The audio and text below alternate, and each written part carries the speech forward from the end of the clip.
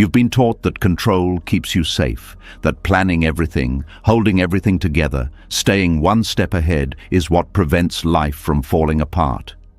But if that were true, why are you still exhausted? Why does your mind refuse to rest? Why do you lie awake at night replaying conversations, imagining outcomes, trying to fix a future that hasn't arrived yet? The truth is simple and uncomfortable at the same time. Control doesn't bring peace, it delays it.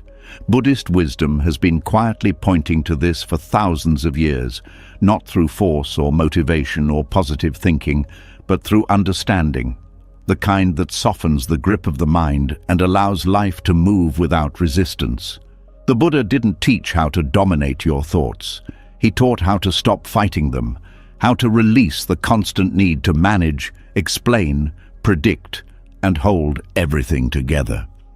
Tonight, as you listen, your breathing will slow, your body will grow heavier, the tension you didn't even realize you were carrying will begin to loosen.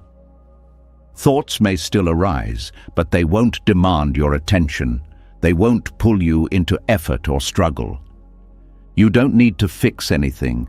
You don't need to become anything. You don't need to let go on purpose. Rest arrives on its own. Peace shows up without effort. Sleep takes you gently the moment you stop trying to control it. This isn't about doing less or escaping life. It's about allowing life to live through you without resistance. This is not just something to fall asleep to, it's an unlearning, a quiet return to the ease that was never missing. Are you ready? Let's begin. The words you just heard don't end when the introduction ends. They continue quietly, like an echo that stays in the room after the sound has passed. Something has already begun to soften, not dramatically, not all at once, just enough for the mind to pause and wonder if the way it has been holding everything is really necessary. This is where the deeper listening starts, not with effort, but with a subtle shift away from trying to control what comes next. There is a strange pressure most people carry without realizing it, a feeling that everything depends on them, that every thought, every action, every outcome is somehow authored by a solid me sitting at the center of life, pulling levers, making things happen, trying to get it right. This belief feels so normal that it's rarely questioned. It feels responsible, mature, even moral, but beneath it lives a quiet tension, a constant background stress that says, I am the one who must do this correctly, or else. Buddhism gently questions this assumption, not to confuse you, not to take anything away, but to relieve a weight you may have been carrying for years. It starts with something very simple and very unsettling. The idea that there is a single, independent doer behind actions may not be true in the way you think it is. Actions happen, words are spoken, decisions appear. But when you look closely, very closely, where is the solid author of all this? Where is the separate controller who stands apart from life and directs it? Buddhism calls this belief the illusion of the doer, the sense that there is a permanent agent behind experience. And it is this belief, more than almost anything else, that feeds anxiety, pride, guilt, and exhaustion. Anxiety often comes from feeling personally responsible for outcomes that are far bigger than you. You think, I have to make this work, I have to say the right thing, I have to choose correctly. Pride comes from believing, I did this. This success proves something about me. Guilt comes from the flip side. I failed. I should have done better. This is on me. All of them assume the same thing, that there is a central owner of action who could have acted differently if only they were better, smarter, calmer, more disciplined. Buddhism doesn't deny action. It doesn't deny effort. It doesn't say nothing matters. What it questions is ownership. It asks you to look at how actions actually arise. A thought appears, an intention forms, the body moves, words come out. But none of these arise in isolation. They depend on countless conditions, past experiences, habits, moods, upbringing, biology, culture, the tone of a conversation, the time of day, even how well you slept last night. When you speak, did you invent the language? When you react, did you choose your nervous system? When you decide, did you design the preferences that shape that decision? Even your ability to choose depends on conditions you did not choose. This doesn't make you powerless. It makes you human, and more importantly, it makes you less alone in carrying the burden of authorship. The sense of being the doer is not something you consciously decided to believe. It was absorbed early. As a child, you were praised or blamed as if you were a small, independent commander. You did well. You shouldn't have done that. Over time, this solidified into an inner voice that keeps score. It tracks mistakes. It claims credit. It worries about future judgments. It says, "This is me, and this is what I do." Buddhism invites you to notice something radical. Actions happen, but the idea of a separate doer is added afterward. It's a story layered on top of experience. First there is movement, speech, thought. Then comes the thought, "I did this." That thought feels obvious, but it is still a thought. It is not the action itself. When this is seen clearly, something begins to loosen. Anxiety softens because you are no longer carrying the entire future on your shoulders. You still care.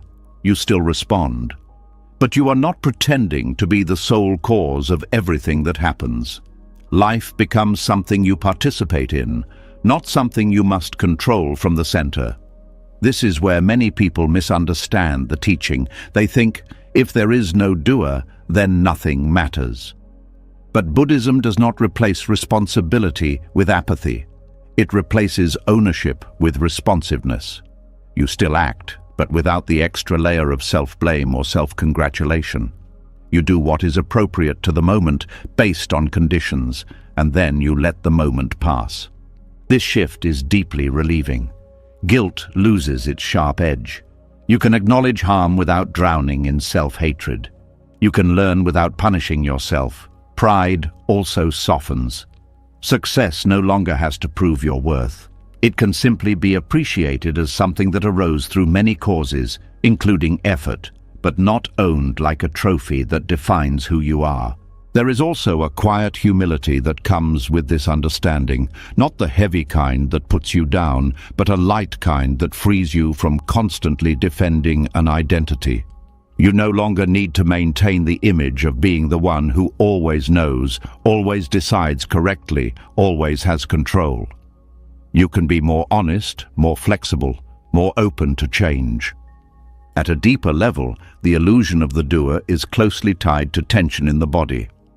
Notice how often the body tightens around the thought, "I have to do this." Shoulders lift, jaw clenches, breath becomes shallow. This is not accidental. The belief in a central controller creates physical contraction. When that belief is questioned, the body often responds with a sense of relief, sometimes before the mind fully understands why. Buddhist practice doesn't ask you to force yourself to believe there is no doer. That would just be another form of control. Instead, it asks you to observe. Watch how intentions arise. Notice how actions unfold. See how often things happen without a clear commander giving orders. Even something as simple as breathing continues without your supervision. Digestion happens, the heart beats, thoughts appear and disappear. When you sit quietly, you may notice that the thought, "I am choosing this thought," usually comes after the thought has already appeared. The mind takes credit retroactively. Seeing this again and again gently undermines the idea of a central author, not through argument, but through direct experience. As this understanding deepens, life starts to feel less like a performance and more like a flow. You still show up, you still care, but you are no longer carrying the extra burden of needing every action to define you. Mistakes become part of learning, not evidence of a flawed self. Success becomes something to enjoy, not something to cling to. This also changes how you relate to others. When you see that actions arise from conditions, compassion grows naturally. You begin to understand that others, too, are responding from their conditioning, their pain, their history. This doesn't mean you excuse harmful behavior, but it does mean you stop taking everything personally. The sharp edges of resentment soften. The need to constantly judge relaxes. Perhaps the most subtle freedom here is the relief from constant self-monitoring.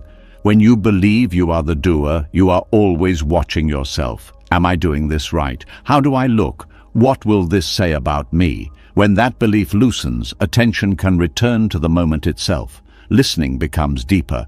Action becomes simpler. There is less commentary running in the background. Over time, this understanding creates a different relationship with effort. Effort is no longer driven by fear of being wrong or inadequate. It becomes a natural response to what matters. You act because the situation calls for it, not because you are trying to secure an identity or avoid blame. This kind of effort is quieter, more sustainable, and far less exhausting. There is also a strange peace that comes from realizing you don't have to carry your entire past as a personal burden. So much guilt comes from replaying old actions and thinking, I should have known better. But at the time you acted from the conditions that were present then, not the wisdom you have now. Seeing this doesn't erase responsibility, but it does replace cruelty with understanding. The illusion of the doer keeps you trapped in time, constantly judging the past and worrying about the future. When it loosens, attention naturally settles more in the present. Not because you force it to, but because there is less need to mentally rewrite what has already happened or control what hasn't arrived. This is why this teaching is so deeply connected to rest and sleep. The mind that believes it must author everything never truly rests. Even in bed, it is still planning, fixing, rehearsing. When the sense of authorship softens, the mind can finally stand down. Not because you told it to, but because it no longer feels solely responsible for holding reality together. Nothing mystical needs to happen. No special state is required. Just a gentle noticing that life is already moving, already responding, already unfolding through countless conditions. You are part of that movement, not its isolated source. And in seeing that, something ancient and tired inside you can finally relax. This understanding doesn't arrive all at once. It settles gradually, like dust falling after the room has been disturbed. Each time you notice action without ownership, reaction without a fixed self behind it, the grip loosens a little more. And with each loosening, anxiety has less to hold on to. Pride has less to defend. Guilt has less to punish. What remains is not emptiness in a frightening sense, but space. Space to act without fear. Space to rest without guilt. Space to let life be as it is, without the constant pressure of needing to be its author. As the weight of personal authorship begins to loosen, something quieter but just as powerful starts to reveal itself. When you are no longer trying to be the sole cause behind every action, a deeper question naturally arises. If there is no isolated doer pulling the strings, then how does life actually move? What shapes each moment? What carries things forward when the pressure of control softens? This is where another hidden tension often lives. The belief that if everything depends on conditions, then freedom must be lost.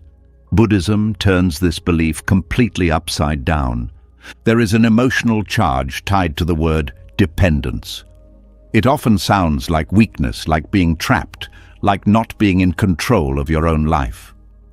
Many people secretly fear that if they accept conditionality, they are admitting defeat, surrendering agency, or giving in to fate. But this fear itself comes from the same misunderstanding that created the illusion of the doer.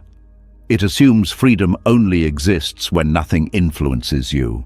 Buddhism points to a very different kind of freedom, one that emerges precisely because everything is influenced. Dependent origination is one of the most central teachings in Buddhism, yet it is often misunderstood as a cold explanation of cause and effect, as if life were a mechanical chain where nothing could ever change.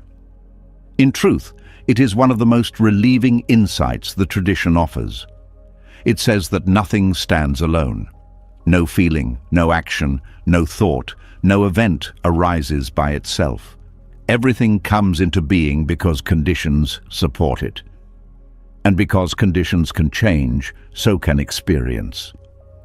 The feeling that life is a personal burden often comes from believing you are the final link in every chain, that everything rests on your shoulders, that if you don't get it right, the whole structure collapses. Conditionality dissolves this pressure. It reveals that you are part of a vast web of influences, not its manager. Life doesn't ask you to carry it. It moves through countless supports, many of which you don't see and don't control. This understanding shifts how responsibility is felt in the body. Instead of feeling like a heavy obligation, responsibility becomes responsiveness. You respond to conditions as they are, rather than blaming yourself for conditions that already exist. This is a subtle but profound difference.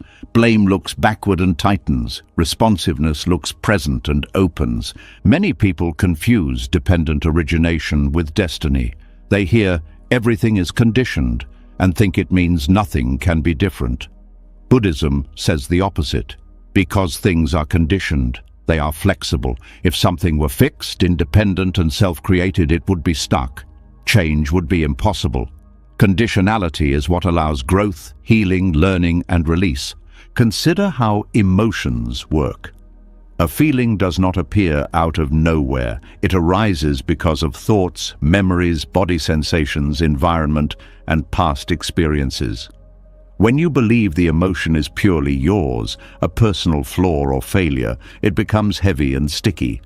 When you see it as conditioned, something softens. You can ask what is feeding it rather than judging yourself for having it. This removes a huge amount of unnecessary self-criticism. Instead of saying, "Why am I like this?" the question becomes, "What is happening right now that gives rise to this?" That shift alone can transform how you relate to anxiety, sadness, anger, and even joy. You stop treating emotions as verdicts about who you are and start seeing them as processes that can change. Conditionality also frees you from over-responsibility for others. Many people carry a quiet belief that they must fix, save, or manage the emotional states of those around them. When someone else is upset, they feel it as a personal failure. Dependent origination reveals that other people's experiences arise from conditions far beyond you. You can influence, support, and care, but you are not the sole cause of another person's happiness or suffering. This doesn't make you indifferent. It makes compassion more honest. You help without the hidden demand that your help must work. You care without turning care into control. You offer presence rather than solutions. This kind of compassion is lighter, cleaner, and less exhausting. There is also a deep relief in seeing that your past does not define you in a fixed way. Your habits, tendencies, and patterns exist because of past conditions. They are not permanent traits carved into your identity. When the conditions change, the patterns can change. This understanding removes the sense of being trapped by who you have been. Many people live as if their current struggles are proof that something is wrong with them at the core. Buddhism gently reframes this. It says struggle is the natural result of certain conditions being present. When those conditions are understood and softened, struggle eases. No condemnation is required. No harsh self-improvement campaign is needed. Even the idea of effort changes under this light. Instead of forcing change through willpower alone, effort becomes about adjusting conditions. You change what you feed the mind. You change how you relate to thoughts. You change your environment, your routines, your attention. Change happens not because you dominate yourself, but because the causes that sustain suffering lose their support. This is why dependent origination is deeply practical, not abstract. It shows you where real leverage exists, not in blaming yourself and not in fantasizing about total control, but in understanding what supports each experience. When something painful arises, you don't ask how to eliminate it instantly. You ask what keeps it going. This approach also brings humility in a healthy way. Success is no longer a reason for arrogance because you see how many conditions made it possible. Failure is no longer a reason for shame because you see how many conditions contributed to it. Life becomes less personal and more intimate at the same time. There is a quiet dignity in this view. You are neither a powerless victim nor an all-powerful controller. You are a participant in an ongoing process. You influence and are influenced. You shape and are shaped. And this balance removes the extreme pressure of needing to be more than human. Conditionality also changes how time is experienced.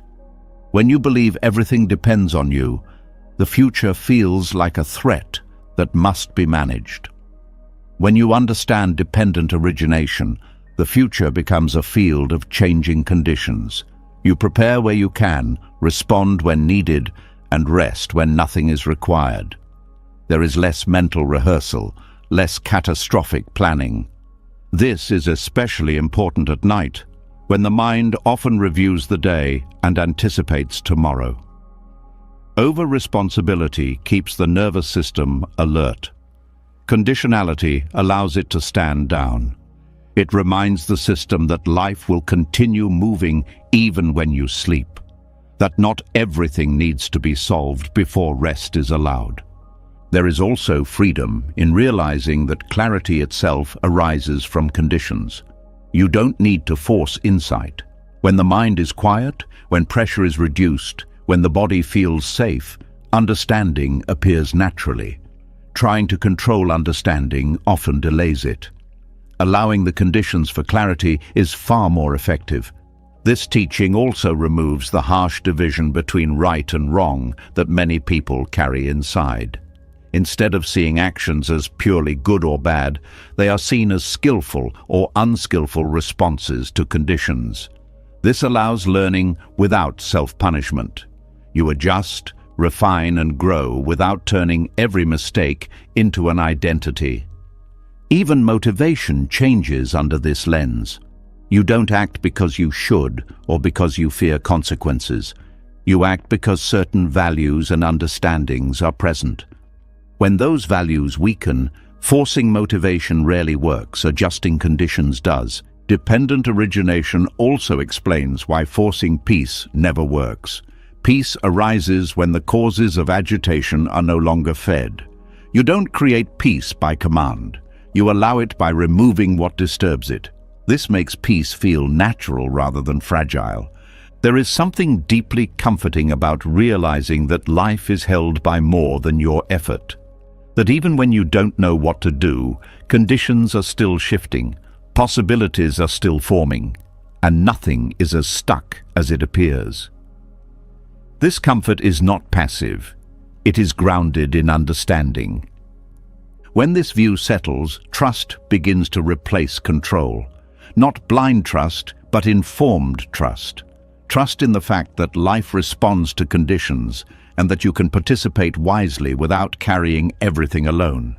This trust calms the nervous system in a way no amount of planning ever could. Conditionality also brings patience. When you see how change actually happens, you stop demanding instant results. You respect the pace of transformation. You allow things to unfold without rushing or resisting. This patience is not resignation, it is alignment with how life actually works. There is also a quiet sense of belonging that arises here. You are no longer standing apart from the world, trying to manage it. You are inside it, moving with it. This dissolves the subtle loneliness that often comes from believing you must handle everything yourself. As this understanding deepens, control begins to feel unnecessary rather than virtuous. You still act, you still care, but the constant pressure to manage every outcome fades. What remains is a steady, responsive presence that meets life as it arrives. And in this presence, the mind finds rest, not because everything is resolved, but because it no longer believes it must resolve everything. As the sense of being solely responsible for life softens, and as the pressure to manage every condition begins to fade, a new temptation quietly appears. It sounds wise, it sounds spiritual, it even sounds peaceful. The mind says, "I will let go now," and without realizing it, control puts on a softer mask. There is a subtle emotional tension hidden inside the desire to surrender, a quiet urgency. A hope that if you do this correctly, something uncomfortable will finally stop. This is where many sincere seekers get stuck, not because they are doing something wrong, but because the mind has learned how to turn even release into a task. And tasks, no matter how gentle they sound, still carry effort, pressure, and expectation. Letting go fails the moment it becomes a strategy. Not because letting go is wrong, but because strategies are built on the assumption that someone is still in charge of making something happen. The language may change, the intention may feel softer, but the structure remains the same. There is still a controller trying to reach a better state. This often shows up as silent self-instruction. Relax. Stop thinking. Release this feeling. On the surface, these phrases sound harmless. But underneath them is resistance. They imply that what is present right now is not acceptable and must be changed. And the mind feels this contradiction immediately. It tightens even as it pretends to loosen. Genuine release does not arrive through command. It arrives when resistance runs out of energy. When something is fully allowed to be there without a plan to remove it, it begins to change on its own. This is not magic. It is the natural behavior of experience when it is no longer being pushed against. Many people approach letting go the same way they approach problem solving. They look for the right method, the right mindset, the right inner posture. But this search itself is fueled by discomfort. It is driven by the hope that relief can be engineered. Buddhism points out something quietly radical here. Relief is not produced. It happens when production stops. This is deeply uncomfortable for a mind that has been trained to improve, optimize, and manage. The mind asks, if I don't do something, nothing will change. But the mind forgets how often change happens without effort. Moods shift, thoughts pass, sensations dissolve. None of this requires instruction. The problem is not effort itself. The problem is effort aimed at eliminating experience. When you try to let go of fear because you don't want to feel fear, fear feels rejected. Rejection strengthens what is rejected. The nervous system reads it as danger and tightens further. Letting go becomes effortless only when there is nothing left to prove and nothing left to escape. This is why the attempt to surrender often feels frustrating. The mind wants a result: peace, calm, clarity. But results belong to control. The moment a result is expected, surrender collapses into another form of striving. This doesn't mean you should stop practicing or stop caring. It means practice changes direction. Instead of trying to drop experience, you allow it to be fully present. Instead of managing the mind, you listen to it. Instead of demanding peace, you make space for unrest. This shift is subtle and deeply counterintuitive. It feels like doing less, but it is actually doing something much more honest. It is removing the hidden violence of self-correction, the quiet message that says you shouldn't feel this way. When surrender becomes genuine, it doesn't feel like an achievement. It feels like relief without effort. Often it arrives after exhaustion, after the mind has tried every technique and realized none of them can force peace. In that moment, something drops not because you chose to drop it, but because there is nothing left to hold it with. This is why people sometimes experience sudden calm after crying, after giving up, after admitting they don't know what to do. It's not the emotion that brings peace. It's the end of resistance. The system stops fighting itself. Trying to let go too early often backfires. The mind uses the idea of letting go to bypass what it doesn't want to feel. This creates a split. One part tries to be calm, another part feels ignored. The ignored part grows louder, and the person concludes they are bad at letting go. Buddhism doesn't teach you to drop experience. It teaches you to see clearly, and clarity naturally loosens grip. When something is fully seen without judgment, it doesn't need to be held or pushed away. It completes itself. This is why genuine release feels unintentional. You don't decide it's time. It happens when understanding ripens, when the system recognizes on its own that holding on is no longer necessary. Trying to schedule this recognition only delays it. Even the desire to be free can become a chain. The mind says, once I let go, I will finally be okay. This places freedom in the future and turns the present into a problem. Peace cannot arrive in a present moment that is treated as a mistake. The irony is painful and simple. Wanting to let go is often the very thing preventing it. Because wanting implies lack. It implies something essential is missing, and the system tightens around that belief. When letting go stops being a goal, it becomes a byproduct, a side effect of seeing things as they are. You stop asking, how do I release this? And start noticing how it already changes when not interfered with. This is especially important with emotions. Emotions have their own intelligence. They rise, peak, and fall when given space. When you try to drop them prematurely, they linger. When you let them complete their cycle, they move on naturally. Control disguised as surrender often shows up as spiritual language. Words like acceptance, detachment, presence. These words are not the problem. The problem is using them to suppress.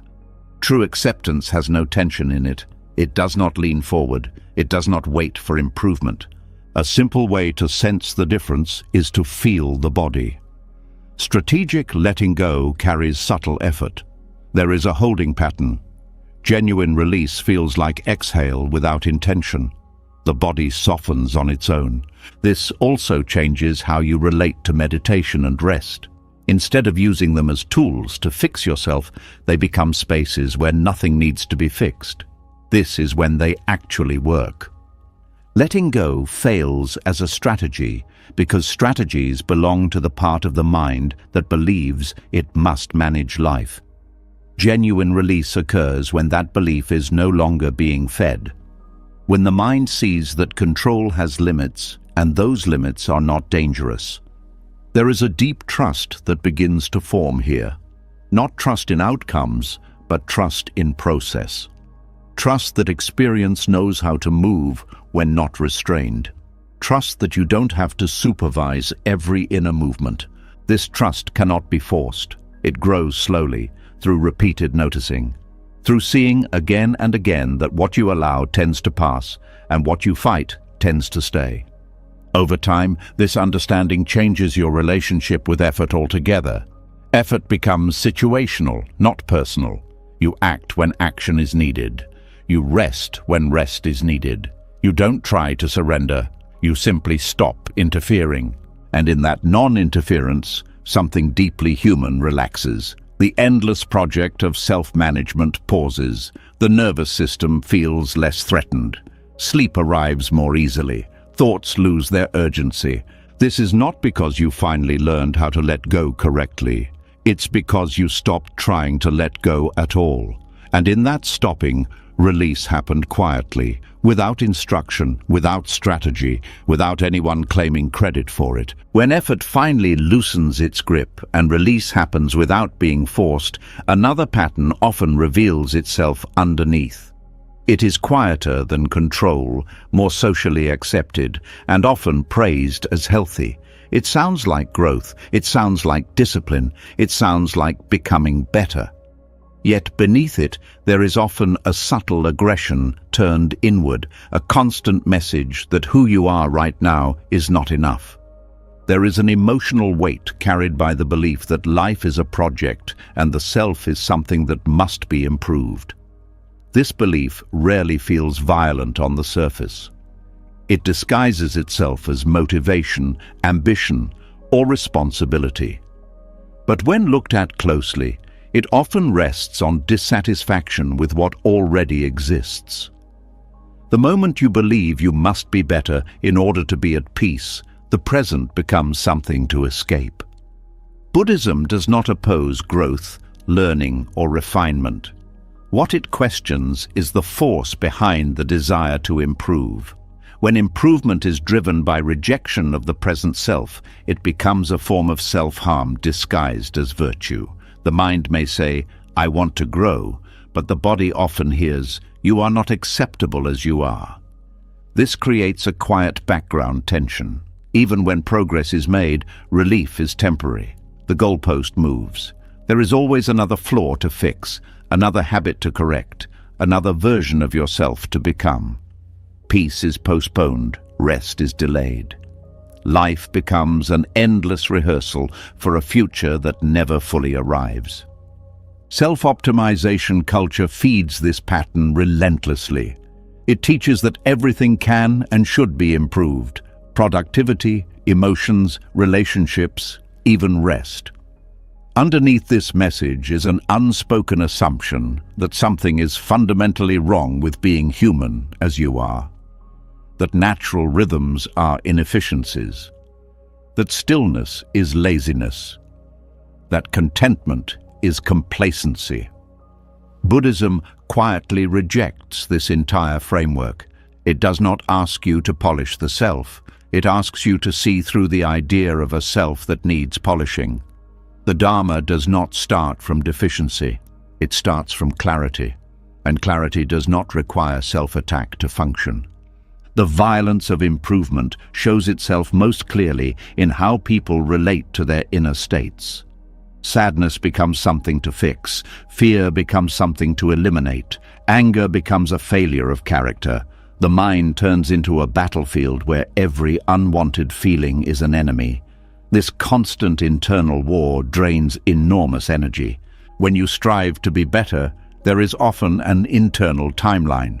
Once I change this, then I can relax. But the relaxation never fully comes, because the habit of striving has already become the identity. Even peace becomes something to achieve, and achievement always implies pressure. This striving subtly reinforces separation. There is a version of you who is wrong and a version who would be acceptable. You stand in judgment of yourself, measuring, correcting, monitoring. This split creates tension even when you appear calm on the surface. The nervous system never fully feels safe because it is always under evaluation. The Dharma points to a different starting point. It begins with seeing things as they are without demanding they become something else first. This is not passivity, it is honesty. And honesty is far less exhausting than constant self-surveillance. When improvement is driven by fear, shame, or comparison, it creates resistance in the body. The shoulders tighten, the breath shortens, the mind becomes rigid. This rigidity is the opposite of wisdom. Wisdom is flexible. It adapts, it listens, it does not force. There is also a moral layer to self-optimization that is rarely questioned. People begin to equate worth with performance. Being calm becomes good. Being anxious becomes bad. Being disciplined becomes superior. Being tired becomes failure. This moralization of inner states creates guilt around being human. Buddhism does not rank experiences in this way. It does not say calm is virtuous and agitation is sinful. It says both arise due to conditions, both can be understood, both can pass. The problem begins when one is used as evidence of worth and the other as proof of inadequacy. Striving to be better also interferes with genuine compassion. When you are harsh with yourself, that harshness leaks outward. Even kindness becomes conditional. You offer understanding only after someone has improved, apologized, or changed. This mirrors how you treat yourself. When the drive to improve softens, compassion becomes more natural. You stop needing people, including yourself, to be different before care is allowed. This creates a gentler inner climate, one where growth can happen without force. There is a deep misunderstanding that acceptance means stagnation. Many fear that if they stop pushing themselves, they will stop growing. But the opposite is often true. Growth that comes from understanding is more stable than growth driven by pressure.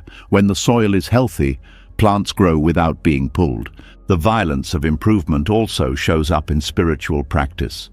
Meditation becomes another tool for self-correction. Awareness is used to judge progress. Stillness becomes a benchmark. The mind asks, "Am I doing this right?" even in moments meant for rest. This turns practice into performance. The body senses this immediately and tightens.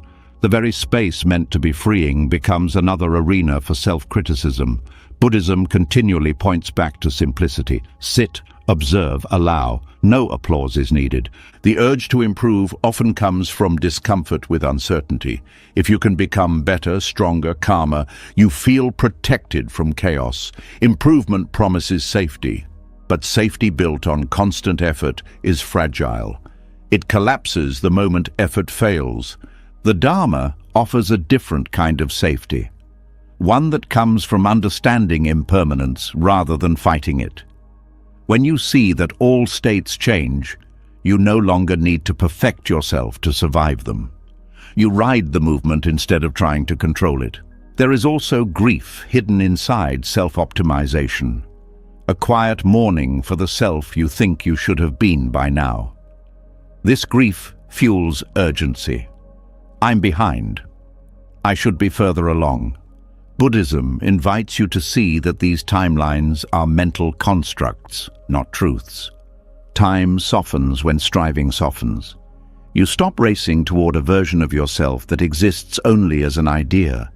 You return to the reality of this moment, where life is already happening without needing improvement. This does not mean you abandon skillful action. It means action is no longer fueled by self-rejection. You still learn, you still adjust, but you do so from care, not contempt, from curiosity, not condemnation. One of the most radical aspects of the Dharma is its refusal to make peace conditional on progress. Peace is not a reward for improvement. It is the ground from which wise action arises. When peace is treated as a prize, it remains distant. When the drive to improve relaxes, something surprising happens. Energy returns, not frantic energy, but steady presence. The body feels less threatened. The mind becomes less defensive. Learning happens naturally because it is no longer forced. This shift also affects rest. Rest is no longer something you earn after being productive. It becomes a valid state in itself. Sleep comes easier when the mind is not trying to become someone else before allowing rest. There is a quiet dignity in allowing yourself to be unfinished, not as an excuse, but as a recognition of reality. Life is a process, not a product. Treating yourself like a project denies this truth and creates suffering. Buddhism does not ask you to lower standards or abandon care. It asks you to stop turning care into cruelty, to stop confusing discipline with punishment, to stop using improvement as a way to escape the present. When improvement loses its violent edge, growth becomes gentler and more sustainable. You move not because you hate where you are, but because movement is natural. You rest not because you failed, but because rest is part of life. This is where effort and ease finally stop being enemies. Effort arises when needed. Ease returns when effort is done. Neither defines your worth. Neither needs to be defended. As the need to be better fades, a deeper trust takes its place. Trust that life can unfold without constant correction. Trust that understanding is more powerful than force. Trust that you are allowed to be here now without improvement as an entry requirement. And in that trust, something deeply healing happens. The inner violence quiets. The endless project pauses. And what remains is not stagnation, but a calm readiness to meet life as it is, without turning yourself into something that must be fixed first. As the inner pressure to improve begins to dissolve, something else becomes visible in the space it leaves behind. When you are no longer trying to fix yourself, a new question quietly surfaces about how you relate to others. The same energy once turned inward often turns outward. The urge to help, the need to guide, the instinct to step in. And hidden beneath good intentions, there can be another form of tension. The belief that love means correction and care means control. There is a deep emotional pull behind the desire to intervene. It often comes from empathy mixed with discomfort. Seeing someone struggle can stir anxiety. Their confusion can awaken your own. Their pain can trigger a need to resolve something quickly, not only for them, but for yourself. Action feels relieving. Advice feels useful. Doing something feels kind. But Buddhism asks a question that unsettles this reflex. What if stepping back is sometimes the most compassionate act? Non-interference does not mean indifference. It does not mean turning away from suffering. It means recognizing the difference between presence and intrusion. True compassion does not always rush toward action. Sometimes it stays still long enough to understand what is actually needed. Much harm is done in the name of help. Advice is given before understanding is complete. Solutions are offered to emotions that have not been felt. Guidance is imposed where space is needed. This happens not because people lack kindness, but because they lack patience with discomfort.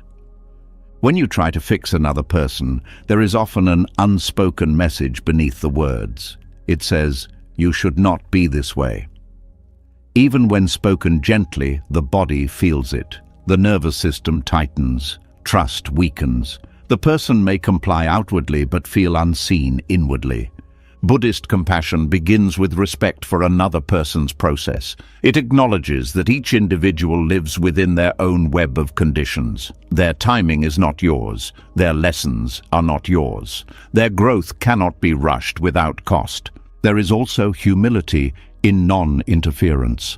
It recognizes that you do not fully know what another person needs, even if you care deeply. The desire to guide often carries a subtle assumption of superiority, the belief that you see more clearly. This assumption may not be conscious, but it shapes how help is offered. True compassion does not require you to be right. It requires you to be present. Presence listens without rushing to conclusion. It allows silence. It lets emotions unfold without immediately trying to change them. Many people confuse compassion with problem solving, but emotional pain is not always a problem to be solved. Sometimes it is a passage to be walked through. Intervening too quickly can interrupt a process that needs time to complete. This is especially difficult when watching loved ones struggle. The instinct to protect can override wisdom, but protection that removes struggle too quickly can weaken resilience. Buddhism does not glorify suffering, but it recognizes that certain insights only arise through direct experience. Non-interference is not abandonment. It is a form of trust. Trust that another person has their own intelligence, their own capacity to learn, their own inner resources. When you interfere unnecessarily, you silently communicate doubt in that capacity. This doubt is often learned early. Many people grew up in environments where emotions were managed, corrected, or dismissed. They were taught that discomfort should be fixed quickly. As adults, they repeat this pattern with others, believing it is care. Breaking this pattern requires tolerating discomfort. It means staying present with someone's pain without rushing to remove it. This can feel helpless at first. The mind asks, "What am I supposed to do?" Buddhism answers softly, "Be here." Being here does not mean doing nothing. It means listening deeply. It means asking before advising. It means offering support without taking over. It means allowing the other person to lead their own process. Non-interference also protects dignity. When you constantly guide or correct someone, you reduce their sense of agency. Even well-meaning help can make a person feel small. Compassion honors autonomy. There is a subtle violence in unsolicited advice. It assumes access to a truth the other person lacks. It bypasses curiosity. It often serves the helper's need to feel useful more than the other's need to be understood. Buddhism teaches that suffering arises from causes and conditions. This applies to others as much as to yourself. When you understand this, judgment softens. You stop seeing people as broken or misguided. You see them as responding to what they have been given. This perspective changes how boundaries work. Non-interference does not mean allowing harm. When action is needed to prevent clear damage, compassion acts. But it acts without ego, without the need to control outcomes, without attachment to being seen as good. There is wisdom in knowing when to step in and when to step back. This wisdom does not come from rules, it comes from awareness, from sensing whether intervention will support growth or replace it. Many conflicts escalate because both sides are trying to help each other in ways that are not wanted. Advice becomes pressure. Concern becomes control. Non-interference can de-escalate tension by removing the need to defend. This teaching also applies inwardly. Just as you learn to stop violently improving yourself, you learn to stop micromanaging others. The same kindness you extend to yourself becomes the kindness you extend outward. Non-interference creates space for authenticity. When people are not being guided, corrected, or fixed, they are more likely to reveal what is truly happening for them. Trust deepens. Communication becomes more honest. There is also patience here, a long view of life. Not everything needs to be resolved now. Not every struggle needs immediate clarity. Some understanding ripens slowly, in ways no external guidance could replicate. Buddhism recognizes that suffering, when not interfered with prematurely, often carries its own wisdom. This does not mean suffering is good. It means it is informative. It teaches through experience rather than instruction. Non-interference also reduces burnout. When you stop taking responsibility for others' inner worlds, your energy returns. You care without depletion. You support without exhaustion. Compassion becomes sustainable. There is a quiet courage required to practice this. It takes courage to resist the urge to rescue, courage to trust silence, courage to allow outcomes you cannot control. This courage grows from understanding impermanence. You know that states change, that confusion passes, that growth unfolds in time. You no longer panic at temporary discomfort. Non-interference does not make relationships cold, it makes them spacious. It allows each person to breathe. It removes the pressure to perform or improve for the sake of being accepted. When you stop interfering, you also stop needing others to change to feel okay. This is a profound freedom. You can love without conditions. You can be present without agenda. This teaching is especially important in a world obsessed with fixing productivity, fixing emotions, fixing people. Buddhism offers a counterbalance. It reminds you that not everything broken needs repair. Some things need witnessing. In deep presence, something shifts. The other person often finds their own words, their own clarity, their own next step. Not because you guided them there, but because you did not block the process with interference. This is compassion that trusts life, compassion that does not rush, compassion that does not dominate, compassion that allows. As this understanding settles, relationships become less tense and more real. You stop managing people and start meeting them. You stop correcting and start connecting. And in that connection, something profound happens. Healing becomes possible not because you made it happen, but because you did not stand in the way. When the urge to interfere begins to soften, another habit of the mind comes into clearer view. It is not loud or aggressive. It often sounds reasonable, even wise. It speaks in firm statements, strong opinions, solid plans. It promises safety. It promises clarity. And yet beneath this certainty, there is often a quiet fear that has never been fully acknowledged. Certainty feels comforting because it reduces the unknown. The mind relaxes when it believes it knows what is right, what will happen next, who is correct, and who is mistaken. Plans create the feeling of ground beneath your feet. Opinions create a sense of identity. Beliefs offer structure in a world that constantly shifts. But Buddhism gently asks what is being protected by this constant need to be sure. At its core, certainty is often a response to discomfort with not knowing. The mind prefers a flawed answer to open uncertainty. Even a painful belief can feel safer than ambiguity. This is because uncertainty exposes vulnerability. It reminds you that life cannot be fully predicted, managed, or secured. And for a nervous system shaped by fear, this feels threatening. The mind clings to certainty the way a hand clings to a railing in the dark. It tightens when it cannot see what lies ahead. Opinions become anchors. Beliefs become shields. Plans become promises against chaos. But these tools come at a cost. They narrow perception. They harden flexibility. They turn curiosity into defense.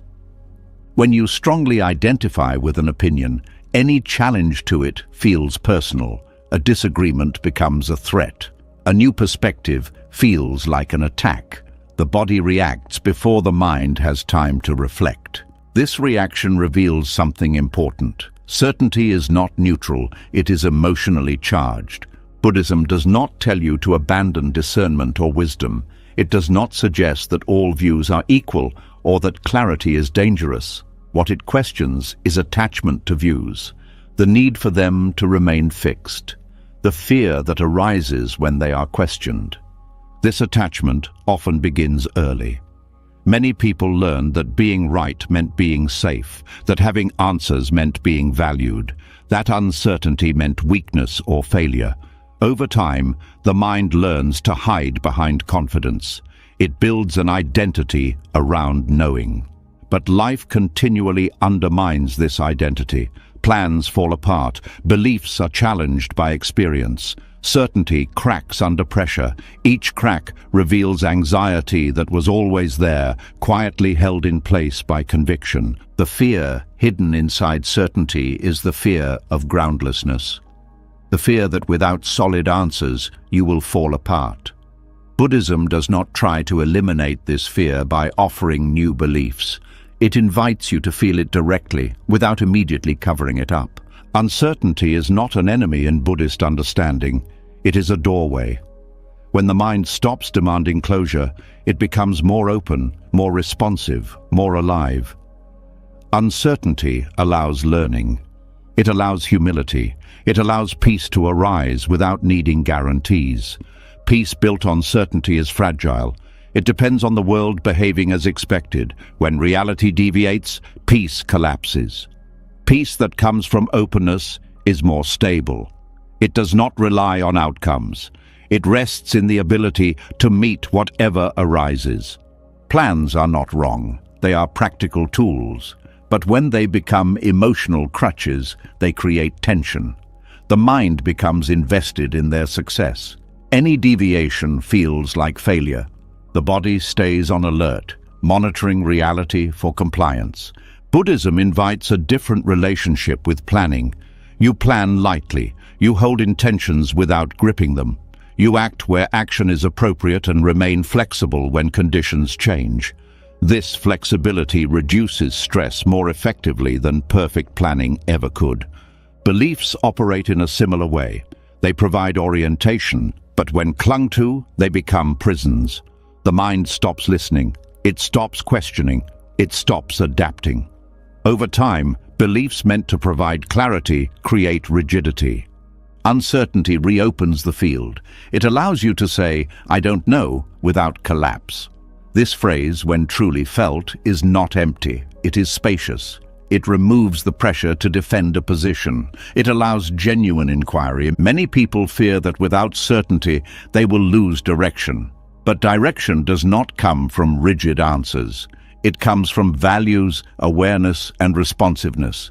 You can care deeply without knowing everything. You can act wisely without guarantees. The mind often confuses uncertainty with danger. This confusion is learned. It comes from past experiences where unpredictability was associated with harm. Buddhism does not dismiss this history. It acknowledges it and gently retrains the system to see uncertainty differently. When uncertainty is allowed, the nervous system begins to relax, not immediately but gradually. It learns that not knowing does not equal threat, that openness does not mean collapse. This learning happens through experience, not logic. One of the most profound shifts occurs when you stop needing to be right. Not because you don't care about truth, but because you care more about freedom. Rightness becomes less important than understanding. Winning becomes less important than listening. This shift changes conversations. You listen without preparing rebuttals. You speak without needing to dominate. Disagreements become explorations rather than battles. Relationships soften. The mind's attachment to certainty also shapes how it relates to itself. Many people cling to stories about who they are. I am this kind of person. I am not that kind of person. These identities provide stability, but they also limit growth. Uncertainty allows identity to loosen. You stop needing to define yourself so tightly. You allow contradiction. You allow change. You allow complexity. This creates psychological flexibility, which is closely linked to well-being. Buddhism points out that reality itself is uncertain. Everything changes. Trying to secure certainty in an impermanent world is exhausting. Accepting uncertainty aligns you with how things actually are. This acceptance is not resignation, it is realism. It allows you to respond appropriately instead of reacting defensively. When you are not busy protecting a belief, you can see what is actually happening. There is also a quiet relief in not having to know. The burden of having answers lifts. You stop performing confidence, you stop pretending. Authenticity becomes easier. Uncertainty also deepens compassion. When you realize how much you do not know, judgment softens. You become less quick to label others. You see how complex each life is. This understanding fosters kindness. The fear hidden inside certainty often shows itself as impatience, a need for quick conclusions, a discomfort with silence. Buddhism encourages slowing down, letting questions remain open, allowing understanding to unfold over time. This patience creates space for insight. Insight rarely arrives under pressure. It arises when the mind is relaxed and receptive. Certainty blocks this receptivity. Uncertainty invites it. There is a paradox here. The more comfortable you become with not knowing, the clearer life feels. Not because answers suddenly appear, but because you are no longer fighting the absence of them. Peace does not require certainty, it requires trust. Trust not in outcomes, but in your capacity to meet experience. This trust grows as you repeatedly face uncertainty and discover you are still okay. The mind learns that it does not need to lock reality into fixed meanings to survive. It can flow, it can adapt, it can rest. This rest is especially important at night. Many sleepless hours are spent rehearsing plans, defending beliefs, seeking closure. When the need for certainty softens, the mind can finally pause. It does not need to solve life before sleeping. Uncertainty becomes a doorway because it returns you to the present. The present does not require answers. It only asks for attention. When attention is here, peace is already possible. This does not mean you stop thinking. It means thinking loses its grip. Thoughts are seen as tools, not truths that must be defended. They come and go without controlling the whole system. As certainty loosens, humility grows. Not humiliation, but an honest recognition of limits. This humility is freeing. It removes the pressure to be more than human. And in that freedom, something settles. The mind stops bracing, the body softens, the need to know relaxes. What remains is a quiet openness, where peace does not depend on answers, and life is allowed to unfold without being constantly pinned down. Uncertainty, once feared, becomes a companion, not because it feels good all the time, but because it no longer feels dangerous. And through this companionship, the heart finds a peace that certainty could never provide. As the grip of certainty loosens and the mind learns to rest without answers, another pattern quietly reveals itself underneath. Even without fixed beliefs or rigid opinions, there can still be a deep hunger for knowing what comes next. A subtle leaning toward the familiar, a preference for routines that don't surprise, a need for life to follow a script. This is where control hides most comfortably, not in loud domination, but in the craving for predictability. There is a calm that comes from knowing what tomorrow looks like. The body relaxes when patterns repeat. The mind feels safer when outcomes seem familiar. This is not a flaw, it is a learned response. Predictability once protected you. It reduced shock. It allowed preparation. Over time, however, this preference hardens into dependence. The ego begins to rely on predictability not just for comfort, but for identity. The ego is not a thing you possess. It is a pattern of contraction around continuity. It wants life to stay recognizable so it can stay intact. It feeds on repetition. It stabilizes itself by saying, "This is how things are." And when life refuses to cooperate, anxiety appears. Impermanence is not threatening in theory. Most people accept change intellectually, but emotionally, impermanence challenges the ego's sense of survival. If everything changes, what remains of me? Predictability offers a temporary answer. It says, as long as things repeat, I remain. Control grows from this fear. Not always as domination, but as planning, forecasting, managing, rehearsing.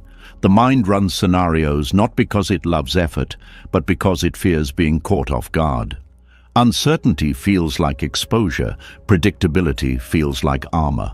Buddhism does not criticize this impulse. It understands its roots. The teaching simply points out its cost. Predictability creates stability only on the surface. Underneath, it increases fragility. The more you rely on things staying the same, the more shaken you become when they don't. This is why people who crave control often feel anxious even when life is calm. Calm feels temporary. The mind waits for disruption. It scans for threats. Predictability becomes something to protect, and protection requires vigilance. The ego's addiction to predictability also shapes how people relate to emotions. Familiar emotional states, even painful ones, can feel safer than unfamiliar peace. Anxiety can become a known environment. Letting go of it feels risky because it changes the inner landscape. This explains why people sometimes sabotage calm moments. When the nervous system is used to tension, relaxation feels unfamiliar. Predictability matters more than comfort. The ego would rather suffer in known ways than rest in unknown ones. Embracing unpredictability does not mean inviting chaos. It means loosening resistance to change. It means recognizing that stability does not come from freezing life, but from learning to move with it. Buddhism teaches impermanence not to unsettle you, but to free you. When you stop expecting things to last, you stop clinging. When you stop clinging, the mind relaxes. This relaxation is deeper than the comfort predictability provides. The irony is subtle. Trying to make life predictable increases fear because it puts you in constant opposition to reality. Reality changes, always. Fighting this truth keeps the nervous system in a state of low-level alarm. When unpredictability is allowed, the system gradually learns that change is survivable. That surprise does not equal collapse. That you can meet new conditions without losing yourself. This learning does not happen through force. It happens through experience. Each time something unexpected occurs and you respond without panic, trust grows. The mind begins to stabilize, not around sameness, but around adaptability. Adaptability is a more reliable form of stability. It does not depend on outcomes. It depends on presence. When you are present, you can respond to what is actually happening rather than what you hoped would happen. Predictability narrows attention. It focuses on maintaining patterns. Unpredictability widens attention. It invites curiosity. Curiosity softens fear. When you are curious, you are less defensive. The ego resists unpredictability because it threatens control. Control promises safety, but safety built on control is brittle. Safety built on trust in awareness is resilient. This shift changes how the body feels. When you stop bracing against change, muscles soften, breath deepens. The nervous system spends less energy preparing for imagined futures. Embracing unpredictability also alters how you relate to success and failure. Predictability ties worth to outcomes. If things go as planned, you are okay. If they don't, something feels wrong with you. Unpredictability breaks this link. You learn that outcomes fluctuate independently of worth. This is deeply stabilizing. You stop riding emotional highs and lows so intensely. You stop equating control with security. You stop needing constant confirmation that life is on track. The ego's addiction to predictability also shows up in relationships. People want others to behave consistently. When someone changes, discomfort arises. Expectations are challenged. Control attempts follow. Allowing unpredictability in relationships means allowing people to grow, change, and surprise you. This can feel threatening at first, but it also deepens intimacy. You meet the person as they are now, not as they were. Buddhism recognizes that attachment to predictability creates suffering because it resists impermanence. Impermanence is not an error in the system, it is the system. When this is understood, control loosens naturally.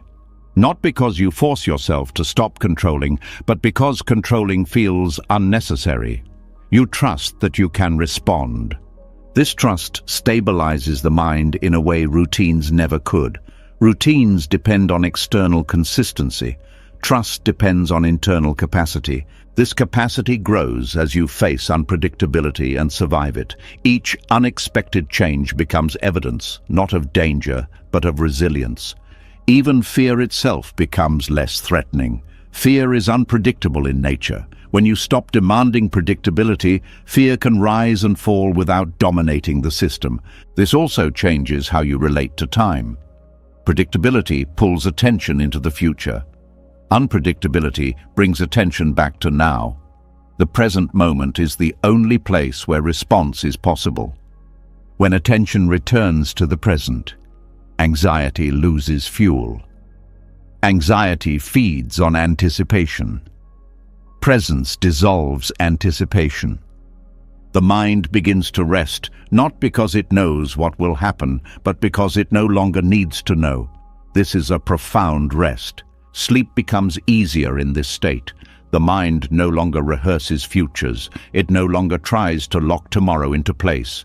It allows the unknown to remain unknown. There is courage here, but not the dramatic kind. A quiet courage, the courage to not know, the courage to not plan every outcome, the courage to let life surprise you. This courage does not make life reckless. It makes it responsive. You still plan where appropriate. You still prepare where useful, but you no longer confuse preparation with control. Control tightens, responsiveness flows. The ego's addiction to predictability weakens as you experience this difference.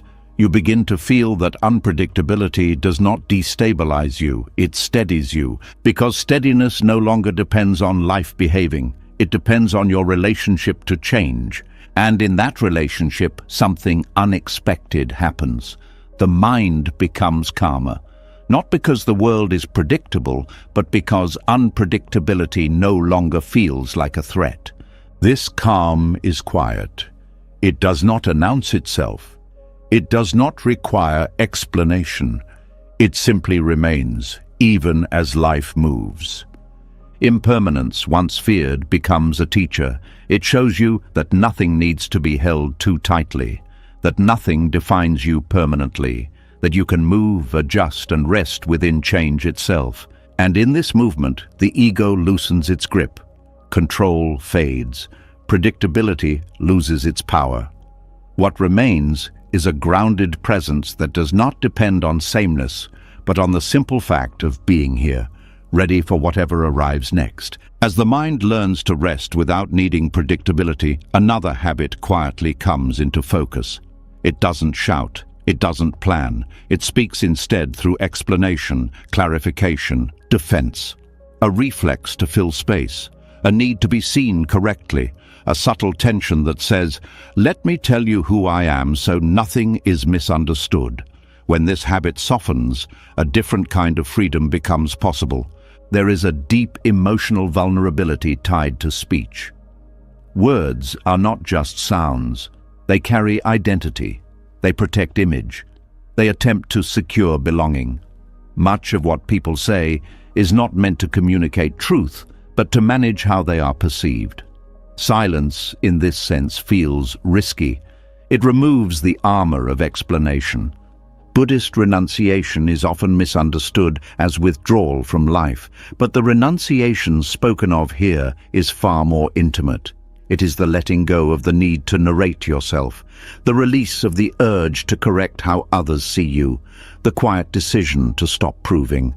This form of silence is not moral. It is not about being virtuous or restrained.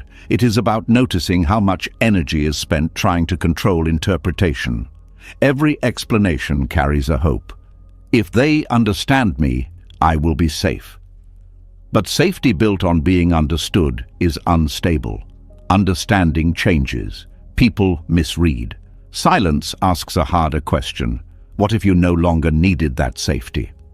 The compulsion to explain often arises from fear. Fear of being judged.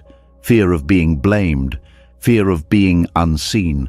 The mind rushes to fill gaps with context, justification, clarification. But each word reinforces the belief that your inner state depends on external agreement. Silence interrupts this pattern, not abruptly, gently. It reveals how often speech is used to stabilize identity. When you stop explaining, you may feel exposed at first. The ego searches for footing. It asks, "Who am I if I don't define myself?" This discomfort is not a problem. It is the doorway. Silence allows experience to be what it is without commentary. It creates space between stimulus and response. In that space, reactivity softens. You no longer feel compelled to defend every misunderstanding or correct every assumption. This does not mean you never speak. It means speech becomes intentional rather than reflexive. Words arise from clarity instead of anxiety. When something truly needs to be said, it will still be said. Silence does not suppress truth. It protects it from being diluted by fear. Much suffering comes from the endless attempt to be known, to be seen accurately, to have your inner world reflected correctly by others. Buddhism gently points out the futility of this project. No one can fully know you, not because they don't care, but because experience is fluid. When you stop demanding to be understood, relationships change. They become lighter, less performative. You listen more deeply because you are no longer rehearsing your explanation. You speak less because you no longer need constant validation. There is also humility here. Silence admits, "I don't need to be right about myself." It allows identity to loosen. You stop holding a fixed image of who you are. You let life express itself without narration. This is especially powerful in moments of conflict. The urge to explain often escalates tension. Each side adds more words, hoping clarity will arrive through volume. Silence can interrupt this escalation. It gives space for emotions to settle. It removes fuel from argument. Silence also reveals how often words are used to escape discomfort. When something feels awkward, speech rushes in to smooth it over. When sadness appears, explanation tries to contain it.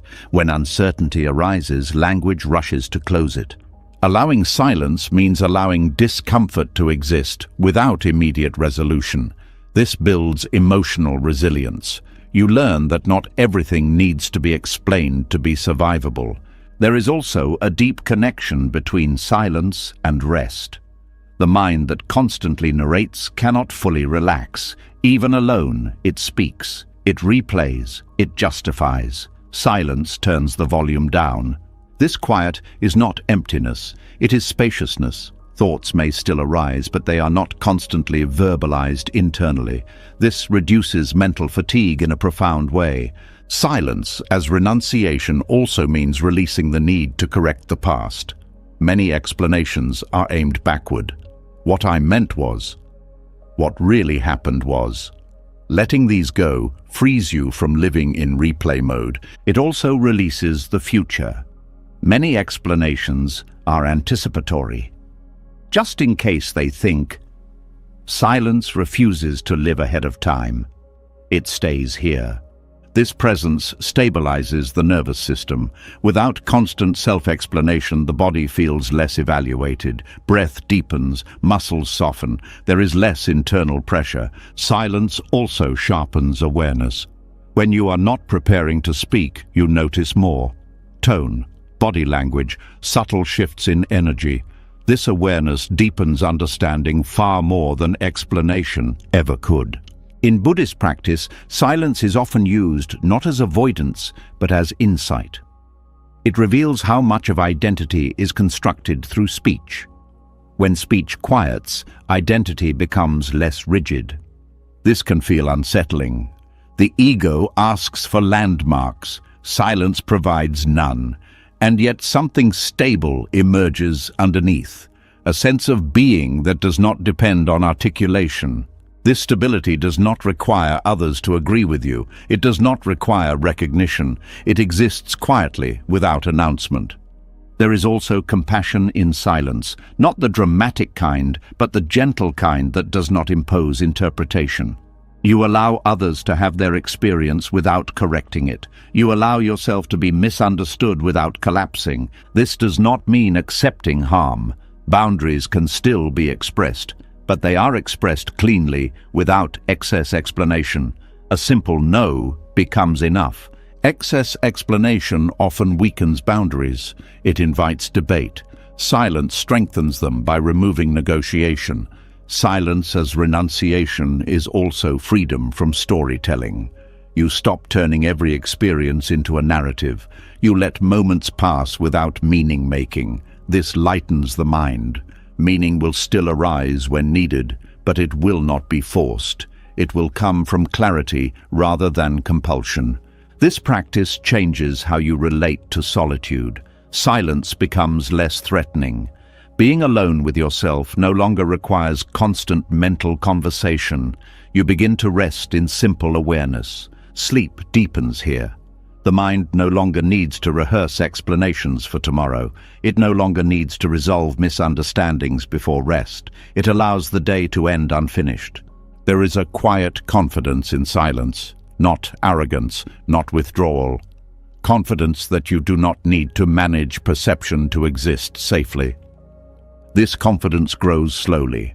Each time you choose not to explain, not to justify, not to clarify unnecessarily, you discover that nothing collapses.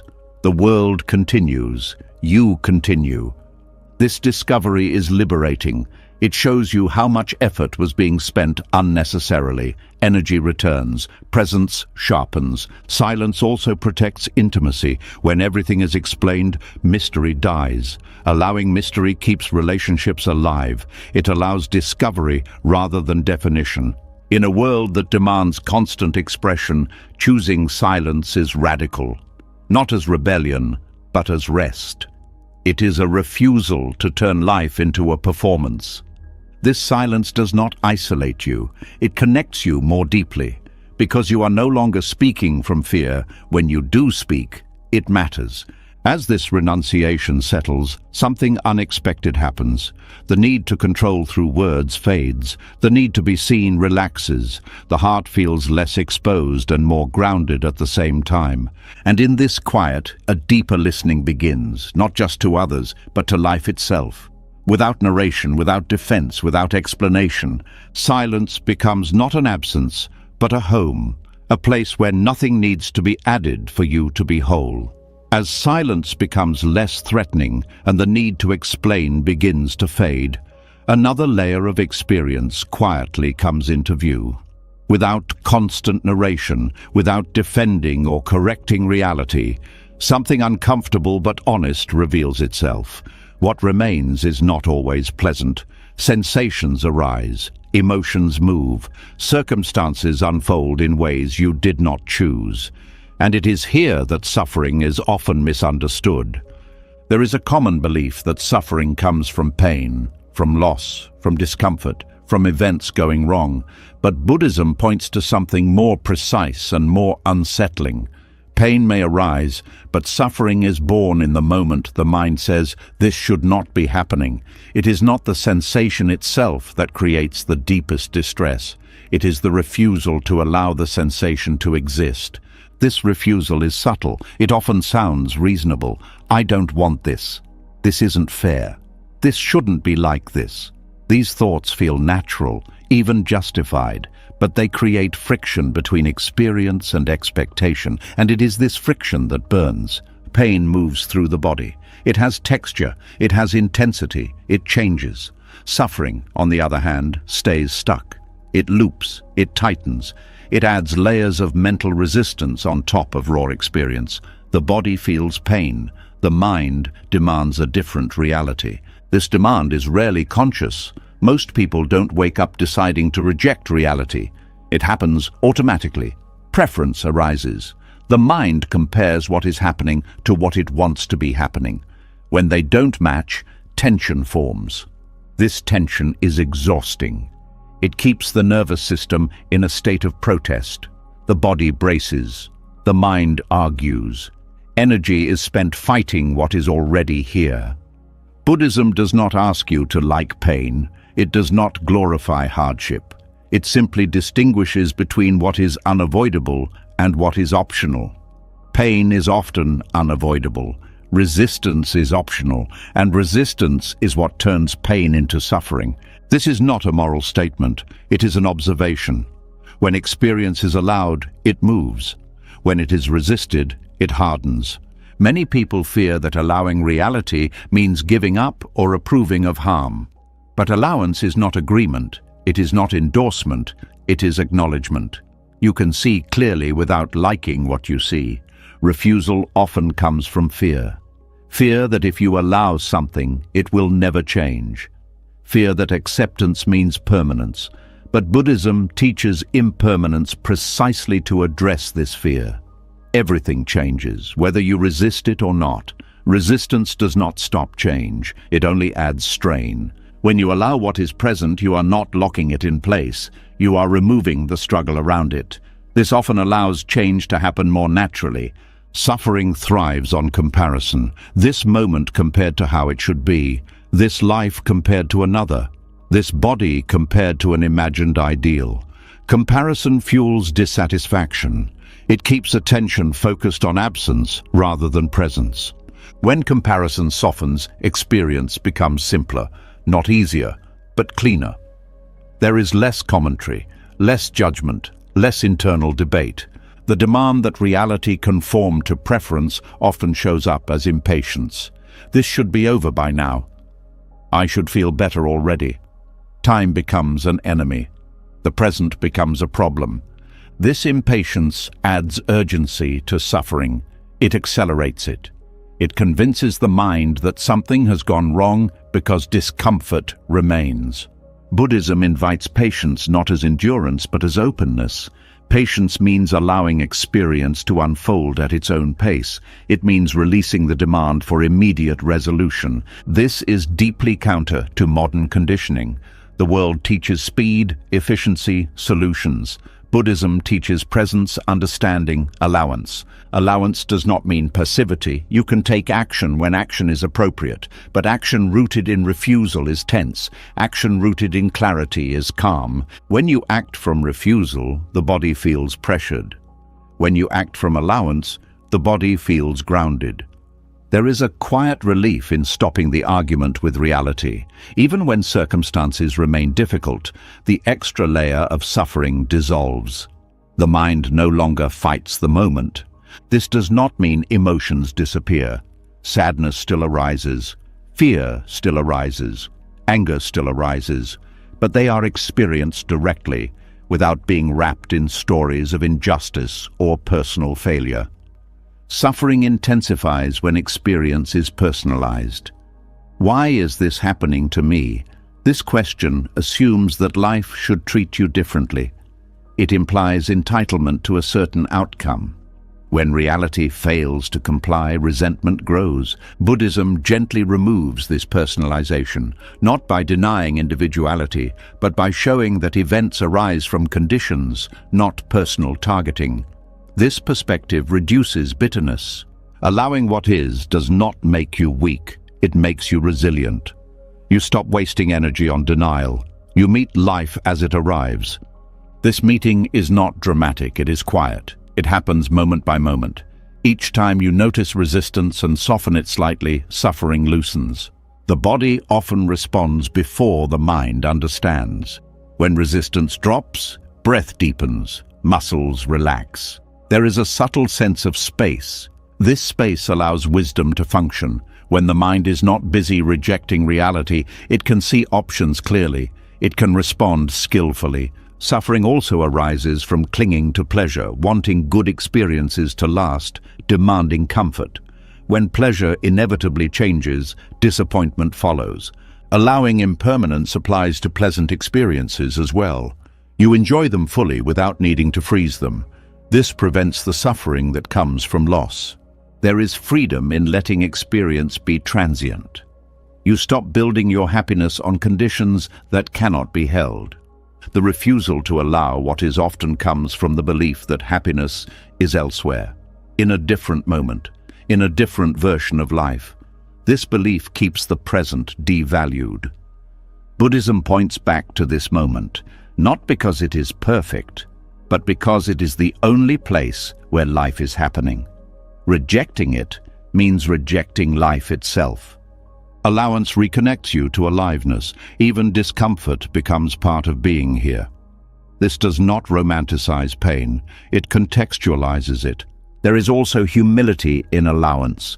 You stop demanding that life serve your preferences. You recognize that preferences are just preferences, not laws. This humility softens anger, it softens entitlement, it softens the constant inner complaint. Suffering often feels personal because preference feels personal. But preferences are conditioned. They arise from culture, memory, habit. Seeing this reduces their authority. When preference loosens its grip, reality feels less adversarial. You stop seeing life as something that needs to comply. Allowance also deepens compassion. When you see how suffering arises from resistance, you understand others more deeply. You stop judging their pain. You see the struggle underneath. This understanding does not make you passive, it makes you kind. Allowing what is also affects rest. Much insomnia comes from resisting the present state. I should be asleep. This thought alone creates tension. When you allow wakefulness, sleep often follows, not because you forced it, but because resistance stopped. This principle applies broadly. What you allow tends to move. What you resist tends to stay. There is a quiet intelligence in experience itself. When not interfered with, it unfolds naturally. This includes pain. Allowing does not mean drowning in experience. It means staying with it without adding unnecessary struggle. Over time, this practice reshapes the nervous system. It learns that discomfort is survivable, that resistance is optional, that peace does not require perfect conditions. This learning is gradual. It happens through repeated moments of allowance. Each moment reduces suffering slightly. Eventually, something shifts. Reality no longer feels like an enemy. Life feels less personal and more intimate at the same time. You stop demanding that the world conform to your preferences. And in that stopping, a surprising peace appears. Not because pain vanished, but because the fight against it ended. This peace is quiet. It does not announce itself. It simply remains steady, even as life continues to change. And in that steadiness, suffering loses its grip, not through force, but through permission. As the struggle with reality softens and experience is allowed to be as it is, another deeply rooted belief begins to surface. It often sounds noble. It is praised by society. It feels mature and ethical. It says, "This is my responsibility." At first glance, it looks like strength. But when looked at closely, it can quietly turn into another way the ego tightens its grip. There is an emotional weight carried by the idea of personal responsibility that few people question. From an early age, many are taught that being a good person means taking ownership of everything they do, everything they feel, and often everything that happens around them. This teaching is not entirely wrong, but it is incomplete, and when it is taken too far, it becomes a trap. The trap forms when responsibility turns into identity, when I am responsible becomes I am the owner of outcomes, the owner of mistakes, the owner of emotions, the owner of success. This ownership quietly reinforces the sense of a solid self at the center of experience. And with that reinforcement comes pressure, fear, and self-judgment. Buddhism does not reject responsibility, it reframes it. It separates accountability from ownership. This distinction is subtle, but it changes everything. Accountability means responding to what arises. Ownership means believing that there is a permanent self who caused it all and must carry it forever. Accountability is fluid. Ownership is heavy. When responsibility becomes ego reinforcement, it often shows up as over-identification. This happened because of me. I should have known better. I must fix this.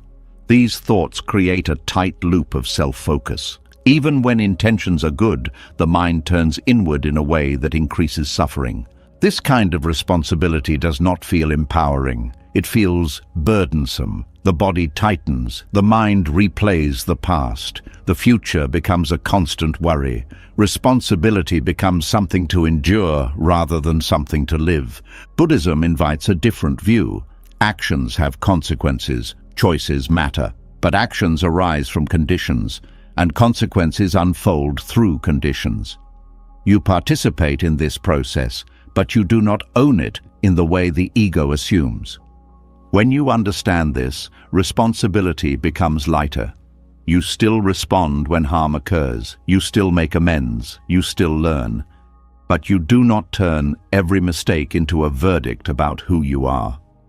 Many people confuse self-blame with responsibility. They believe that if they stop blaming themselves, they will become careless. Buddhism shows the opposite. Self-blame clouds perception. It narrows attention. It keeps the mind stuck in the past. Clear accountability looks forward. It asks, what is needed now?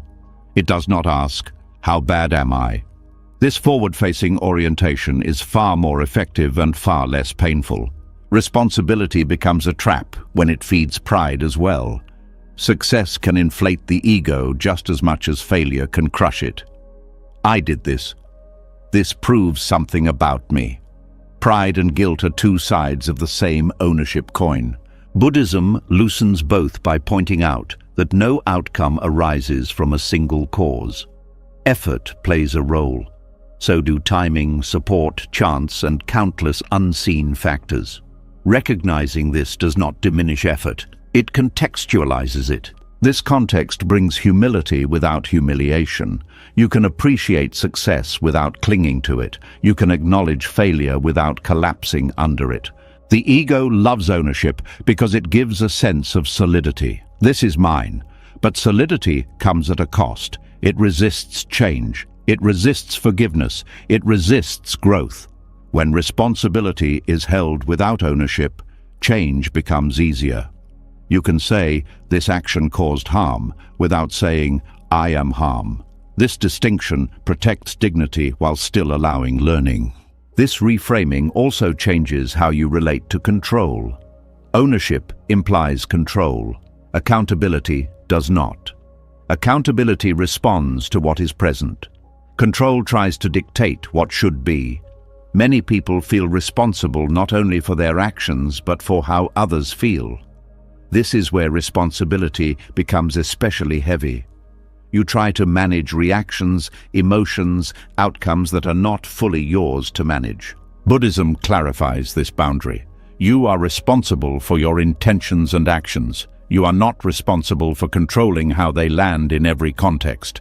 Others bring their own conditions. When this is seen clearly, guilt softens. You still care. You still apologize when appropriate. But you stop carrying emotional debt for things beyond your influence. Responsibility without ownership also changes how you relate to mistakes. Mistakes become information rather than condemnation. They show you what did not work, not who you are. This perspective encourages curiosity instead of punishment. What led to this? What can be adjusted? These questions lead to growth. Self-attack does not. Buddhism emphasizes intention because intention is where accountability lives. You are accountable for the quality of your intention, not for guaranteeing outcomes. This removes an impossible burden. Outcomes are shaped by countless variables. Demanding ownership over them creates anxiety. Releasing ownership allows you to act sincerely and then let go. This is deeply freeing. You stop trying to be perfect. You focus on being present and responsive. Responsibility as ego reinforcement also shows up in moral rigidity. People cling to identities like good person or bad person. These labels simplify reality but distort it. Buddhism avoids fixed moral identities. It looks at actions and their effects, not at permanent character traits. This allows accountability without shame. Shame paralyzes. Accountability mobilizes. Shame says, "I am wrong." Accountability says, "Something went wrong." The difference is everything. When responsibility is reframed this way, relationships change. Conflicts become less defensive. You can acknowledge impact without arguing about intent endlessly. You can listen without needing to protect your image. This listening deepens connection. It builds trust. It allows repair. Responsibility without ownership also affects how you treat yourself internally.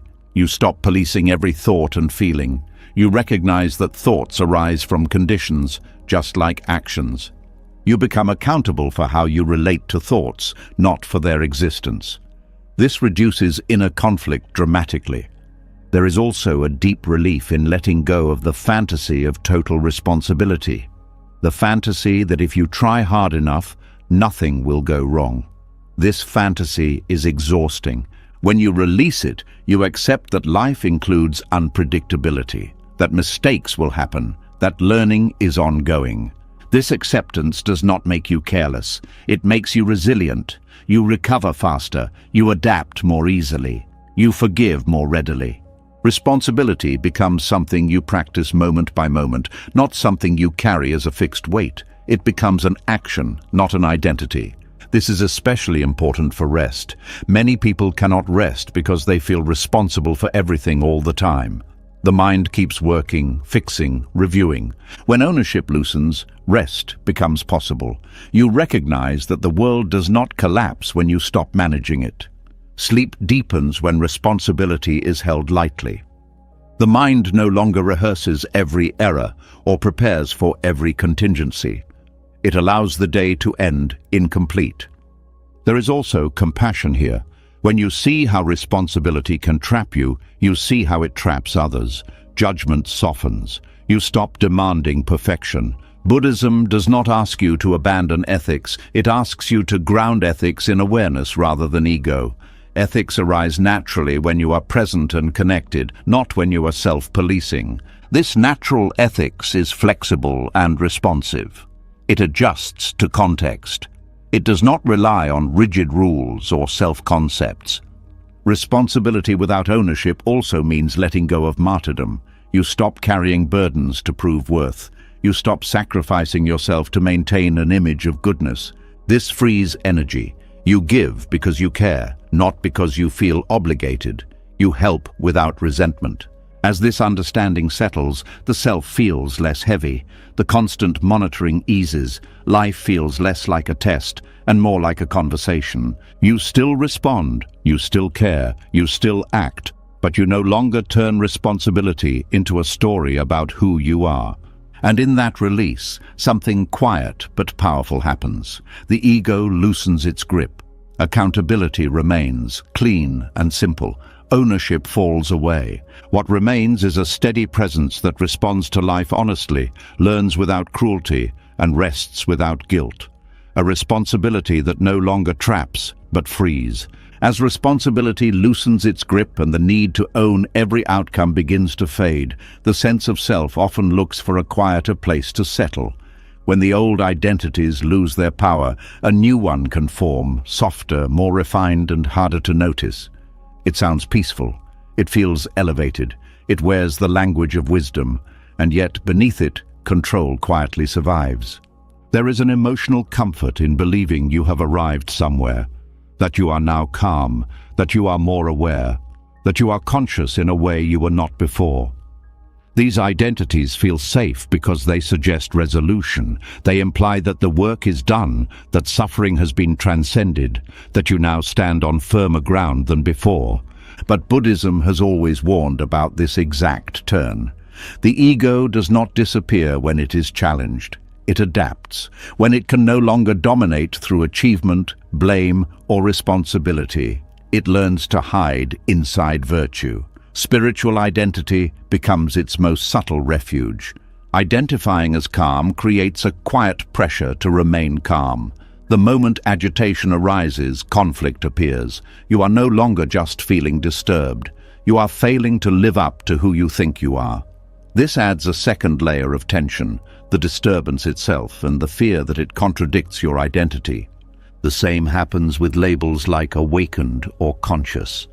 These words begin as pointers, not destinations. But when the mind turns them into descriptions of self, they harden.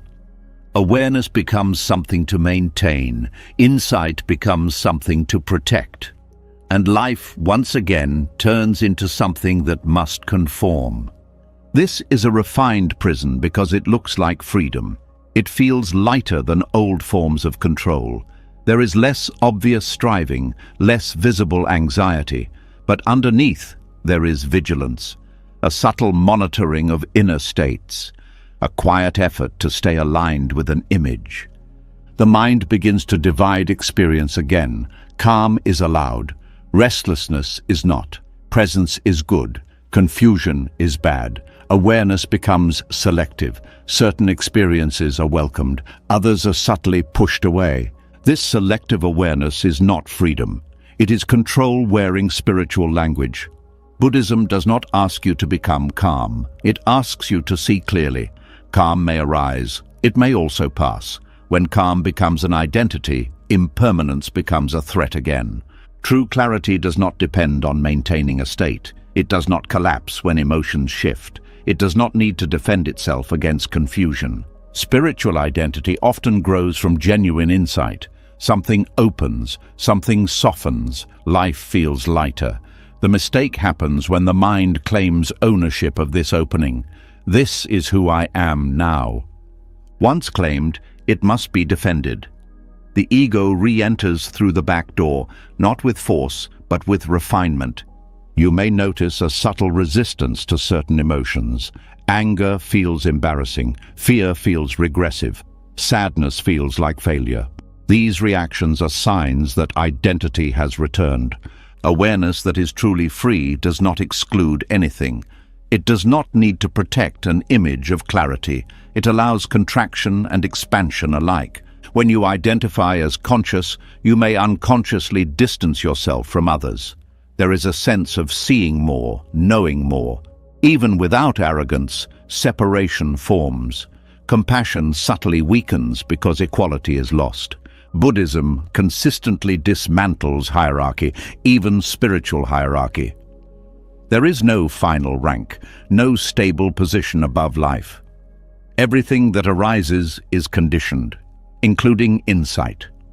When insight is seen as an event rather than a possession, it remains alive.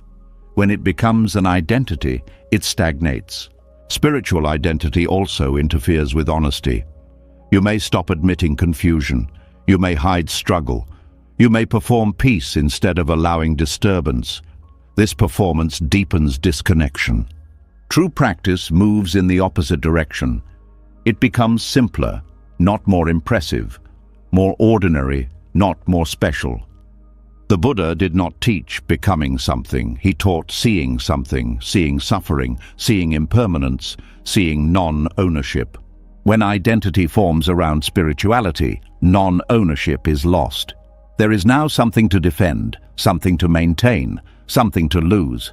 This loss is subtle but powerful. The mind once again fears falling back. Regression becomes a threat. The past is judged harshly. The future is monitored.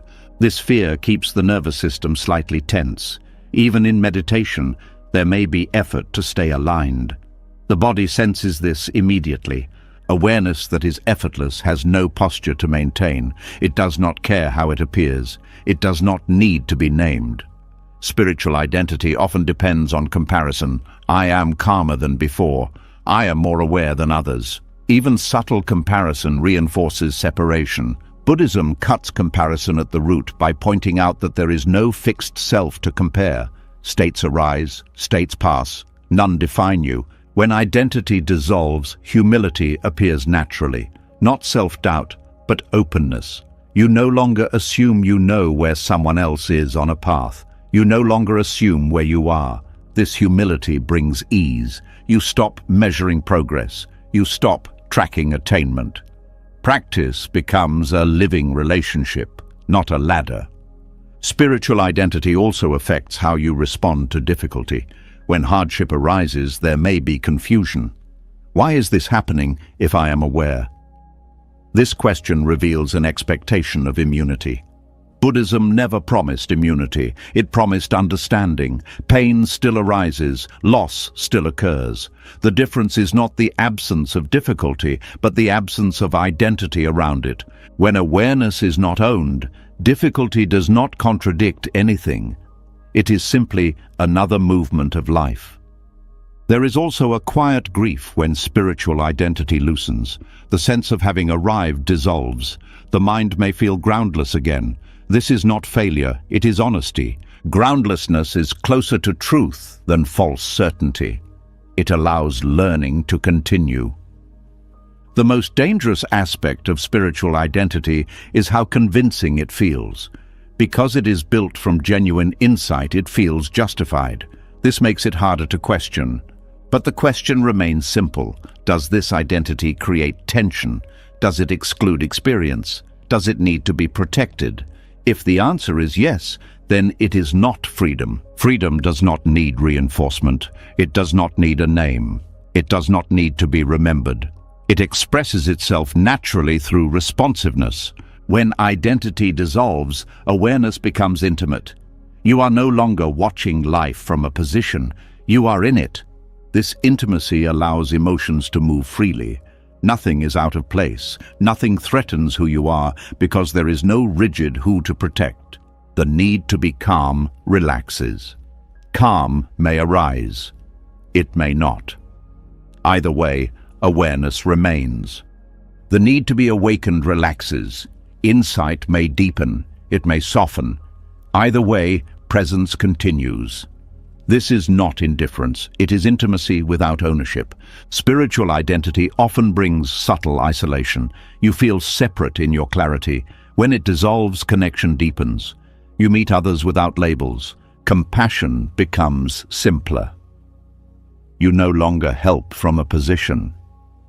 You sit alongside. There is also relief in not having to live up to anything. No role, no title, no image, just responsiveness. This relief allows rest. The mind no longer monitors itself. Sleep comes easier. Thoughts lose urgency. The most radical aspect of Buddhism is not enlightenment. It is the refusal to turn enlightenment into an identity. Nothing is held. Nothing is claimed. Life is allowed to move. When spiritual identity dissolves, what remains is not emptiness in a cold sense, but openness, a quiet availability. You stop asking who you are becoming. You start noticing what is happening. This noticing is alive. It changes. It does not settle into a form, and because it does not settle, it cannot trap you. The refined prison opens quietly. No struggle, no declaration, just a gentle recognition that even this identity is unnecessary. And in that recognition, control fades again, leaving behind something simpler than calm, deeper than awareness, and freer than any name could ever describe. As the grip of spiritual identity loosens and the need to appear calm or awakened begins to dissolve, attention naturally turns toward what has been quietly managed all along. Beneath identities, beneath effort, beneath even silence, emotions continue to move. And here, another deeply conditioned habit reveals itself. Not the need to suppress emotions, but the need to control them, to regulate, to fix, to optimize the inner weather so it matches an idea of how things should feel. There is a subtle tension carried by the belief that emotions must be managed. It sounds reasonable, responsible even. You are taught to regulate anger, reduce anxiety, cultivate calm, maintain balance. But Buddhism quietly asks a different question. What if the need to manage emotions is itself a form of resistance? What if peace does not come from control, but from permission? Emotional management assumes that some emotions are acceptable and others are not. It divides inner life into desired and undesired states. Calm is welcomed, fear is corrected, sadness is treated as a problem, anger is something to overcome. This division creates an internal hierarchy where certain experiences are allowed to stay and others must leave. This hierarchy is not neutral. It shapes how the nervous system responds. When an emotion arises that has been labeled unacceptable, the body tightens, the mind reacts. There is a rush to intervene. This intervention is often well-intended, but it carries a message. You should not be here. Emotions feel this message immediately. They either intensify or retreat underground. Neither response brings peace. Intensification leads to overwhelm. Suppression leads to numbness. Emotional management rarely produces the ease it promises. Buddhism does not teach you to control emotions. It teaches you to understand them. And understanding begins with allowing. Allowing does not mean indulging or acting out. It means letting the emotion exist without interference. This distinction is crucial. Emotional permission is not emotional expression without boundaries. It is emotional acknowledgement without resistance. You let the emotion be felt without needing to justify it, explain it, or change it. When permission replaces management, something unexpected happens. Emotions begin to move on their own. They rise, peak, and pass. Not because you regulated them, but because they were no longer blocked. Emotions are not static objects. They are processes.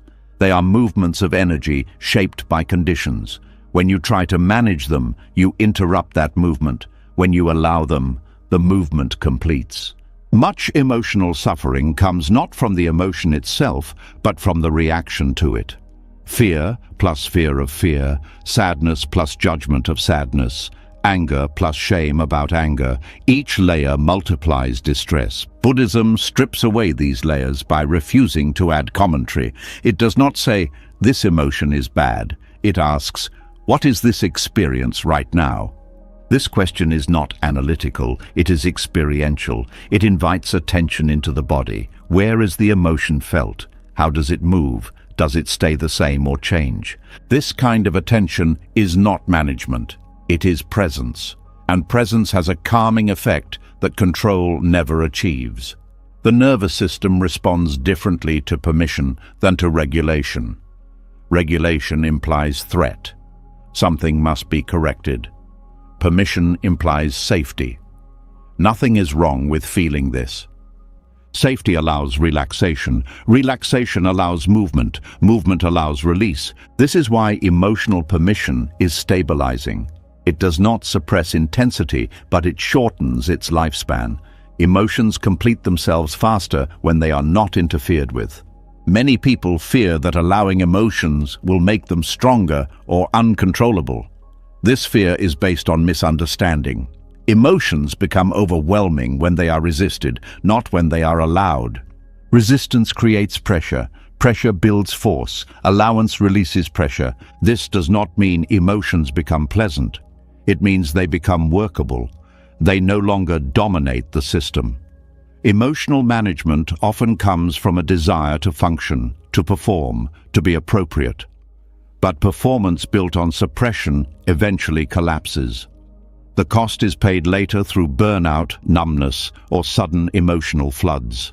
Buddhism takes a longer view. It values integrity over appearance. Integrity means allowing inner life to be honest, even when it is uncomfortable. This honesty creates trust within yourself. You stop fearing your own emotions. When fear of emotion dissolves, emotion loses much of its power. Emotional permission also changes how you relate to others. When you allow your own emotions, you become more tolerant of others. You stop rushing to fix. You stop managing their feelings. This creates deeper connection. People feel safer around you because you are not trying to control the emotional space. There is also humility here. You recognize that emotions are not chosen, they arise. You are not morally superior for feeling calm or inferior for feeling distressed. This removes the moralization of emotion. Calm is not virtue. Distress is not failure. They are experiences. Buddhism treats emotions as teachers, not enemies. Each emotion carries information about conditions. Fear shows vulnerability. Anger shows boundary violation. Sadness shows loss. Joy shows connection. Managing emotions often ignores this information. It focuses on symptoms rather than causes. Permission allows listening. Listening does not mean obeying. You can feel anger without acting on it. You can feel fear without freezing. The key is not suppression, but awareness. Awareness creates space. Space allows choice. Emotional regulation often tries to create space by force. Emotional permission creates space by acceptance. This difference is subtle but profound. Many modern approaches teach techniques to calm emotions, breathing exercises, reframing thoughts, distraction. These tools can be helpful, but Buddhism cautions against turning them into avoidance strategies. When tools are used to escape feeling, they reinforce fear of emotion. When tools are used to support presence, they align with the Dharma. The Dharma is not against skillful means, it is against denial. Emotional permission also dismantles the idea that peace is a certain emotional state. Peace is not the absence of emotion, it is the absence of resistance. You can feel grief and be at peace. You can feel fear and be grounded. You can feel anger and remain clear. This is deeply liberating. You stop chasing emotional perfection. You stop evaluating each moment based on how it feels. This evaluation itself creates tension. I should feel better. I should be calmer. These thoughts create a gap between experience and expectation. Permission closes the gap. Experience meets itself. This meeting does not require effort. It requires honesty. There is also a deep rest that comes with emotional permission. The constant inner labor of adjustment stops. You are no longer managing yourself all the time. This rest supports sleep. Many people struggle to sleep because they are trying to regulate how they feel before resting. I need to calm down first.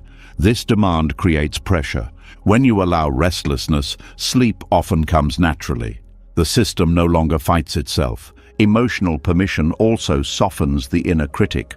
The critic thrives on regulation. It polices inner states.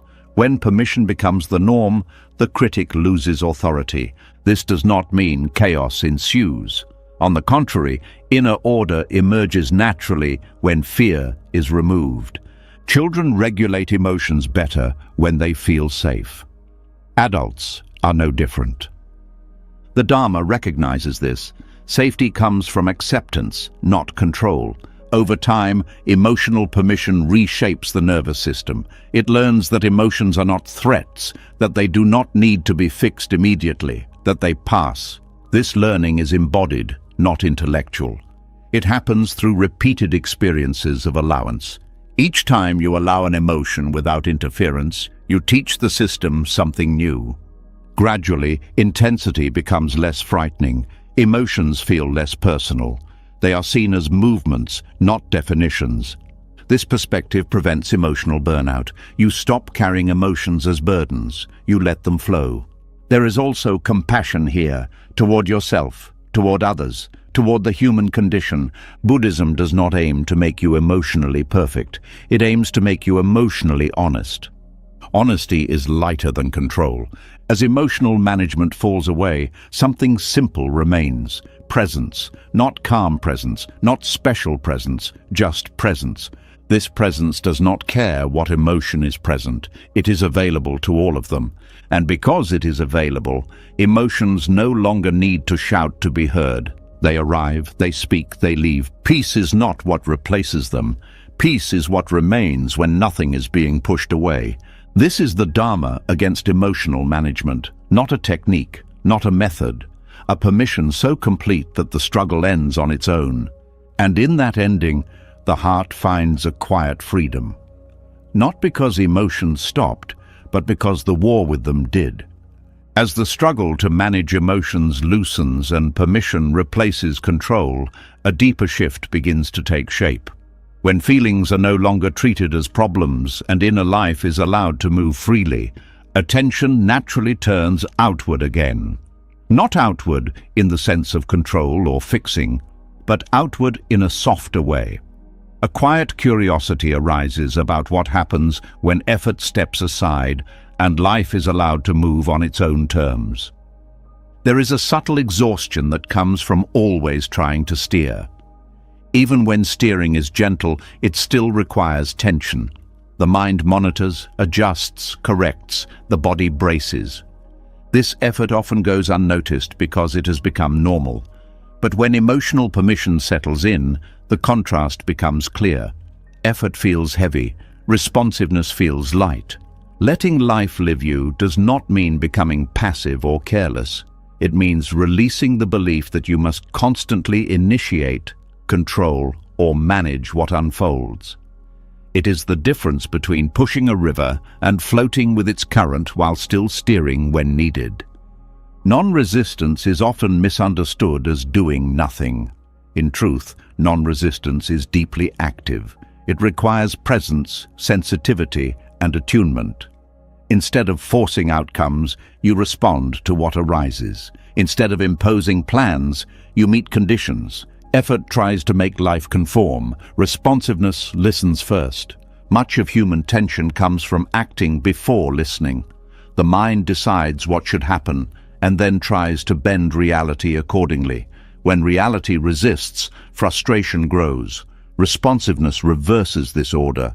It observes what is happening and responds appropriately. This does not remove choice. It refines it. Choices become contextual rather than habitual. You act because something is needed, not because you are driven by fear or identity. Letting life live you begins with trust, not blind trust, but trust born of repeated observation. You notice that when you stop interfering unnecessarily, many things resolve on their own. Emotions pass, situations shift, insights arise. This trust reduces urgency. The nervous system no longer feels like everything depends on immediate action. Space opens. In that space, wisdom becomes accessible. Effort often comes from anxiety. The fear that if you do not act now, something will go wrong. Responsiveness comes from clarity. You act when action is appropriate, not when fear demands movement. This clarity is not intellectual, it is embodied. You feel when to speak and when to remain silent, when to move and when to wait, when to help and when to step back. Letting life live, you also changes how you relate to time. Effort rushes, responsiveness waits. Effort lives in anticipation. Responsiveness lives in presence. Presence does not eliminate planning. It prevents over-planning. You plan what is useful and release the rest. This shift often brings relief to the body. Muscles soften, breath deepens. There is less internal friction. The system no longer fights itself. Non-resistance also dissolves the idea that you must always know what to do. Not knowing becomes acceptable. Waiting becomes productive. This is deeply countercultural. The world rewards decisiveness and constant action. Buddhism points out that constant action without awareness creates more problems than it solves. Responsiveness values timing. Acting too early can be as harmful as acting too late. Non-resistance allows timing to reveal itself. Letting life live, you also transforms motivation. You no longer act to secure identity or avoid discomfort. You act because something calls for response. This kind of action is quieter and more precise. There is less drama in this way of living, fewer internal debates, fewer justifications. Action arises and completes itself. This does not mean life becomes easy. Challenges still appear. Pain still arises. The difference is that you no longer add resistance on top of difficulty. When difficulty is met with responsiveness, energy is conserved. You deal with what is actually happening rather than fighting what you wish were different. Non-resistance also allows creativity. When you stop forcing outcomes, new possibilities appear. Solutions arise that effort could not produce. Effort narrows perception. Responsiveness widens it. This is especially true in relationships. When you stop trying to manage interactions, you become more attuned. You listen more deeply. You respond rather than react. This responsiveness builds trust. Others feel seen rather than handled. Connection deepens, letting life live. You also affects how you relate to mistakes. Effort tries to prevent all errors. Responsiveness learns from them. Mistakes become feedback rather than failure. You adjust without self-attack. This adaptability is a form of intelligence. It does not require perfection. It requires attention. Non-resistance also changes how you relate to goals. Goals become directions rather than demands. You move toward them without forcing every step. This reduces disappointment. You remain open to detours. You allow life to surprise you. Surprise is no longer a threat. It becomes information. This openness stabilizes the mind more deeply than control ever could. Stability comes from flexibility, not rigidity. Letting life live, you also softens the sense of separation. You stop seeing yourself as an isolated actor. You feel part of a larger movement. This sense of belonging reduces loneliness. You are no longer standing against life. You are within it. There is also humility here. You recognize that you do not create life. You participate in it. This recognition removes arrogance and despair at the same time. Arrogance fades because you see how much is not yours to control. Despair fades because you see how much support already exists. Non-resistance also reveals the intelligence of the body. The body knows when to rest, when to move, when to protect, when to open. When you stop overriding it, its signals become clearer. This improves health and well-being. You stop pushing past limits. You stop ignoring fatigue. You respect rhythms. Letting life live you does not mean abandoning discipline. It means aligning discipline with awareness. Discipline becomes responsive rather than punitive. You rest when tired. You act when energized. You stop forcing balance and start living it. This way of being also changes how you experience meaning. Meaning is no longer something you impose. It emerges naturally from engagement. You stop asking, "What should I be doing with my life?" You start noticing what life is asking of you right now. This question is simpler and more honest. Non-resistance also supports deeper rest. At night, the mind no longer reviews every action or plans every future. It trusts that life will continue without supervision. Sleep arrives more easily when effort stands down. There is a quiet joy in letting life live you. Not excitement, but ease. A sense that you do not have to fight your way through existence. This joy is subtle. It does not depend on circumstances. It comes from alignment. Alignment between inner life and outer reality. This alignment does not freeze life. It flows with it. Letting life live, you also deepens compassion. When you are not forcing yourself, you stop forcing others. You allow people to unfold at their own pace. This creates space for authenticity. There is also courage here. The courage to release control. The courage to trust responsiveness. The courage to be moved by life rather than trying to move it constantly. This courage is quiet. It does not announce itself. It shows up as willingness. Willingness to feel. Willingness to wait. Willingness to act when called. Over time, this willingness becomes natural. Effort becomes the exception rather than the rule. Life feels less like a task and more like a conversation. You listen, you respond, you pause. Nothing is forced, nothing is avoided.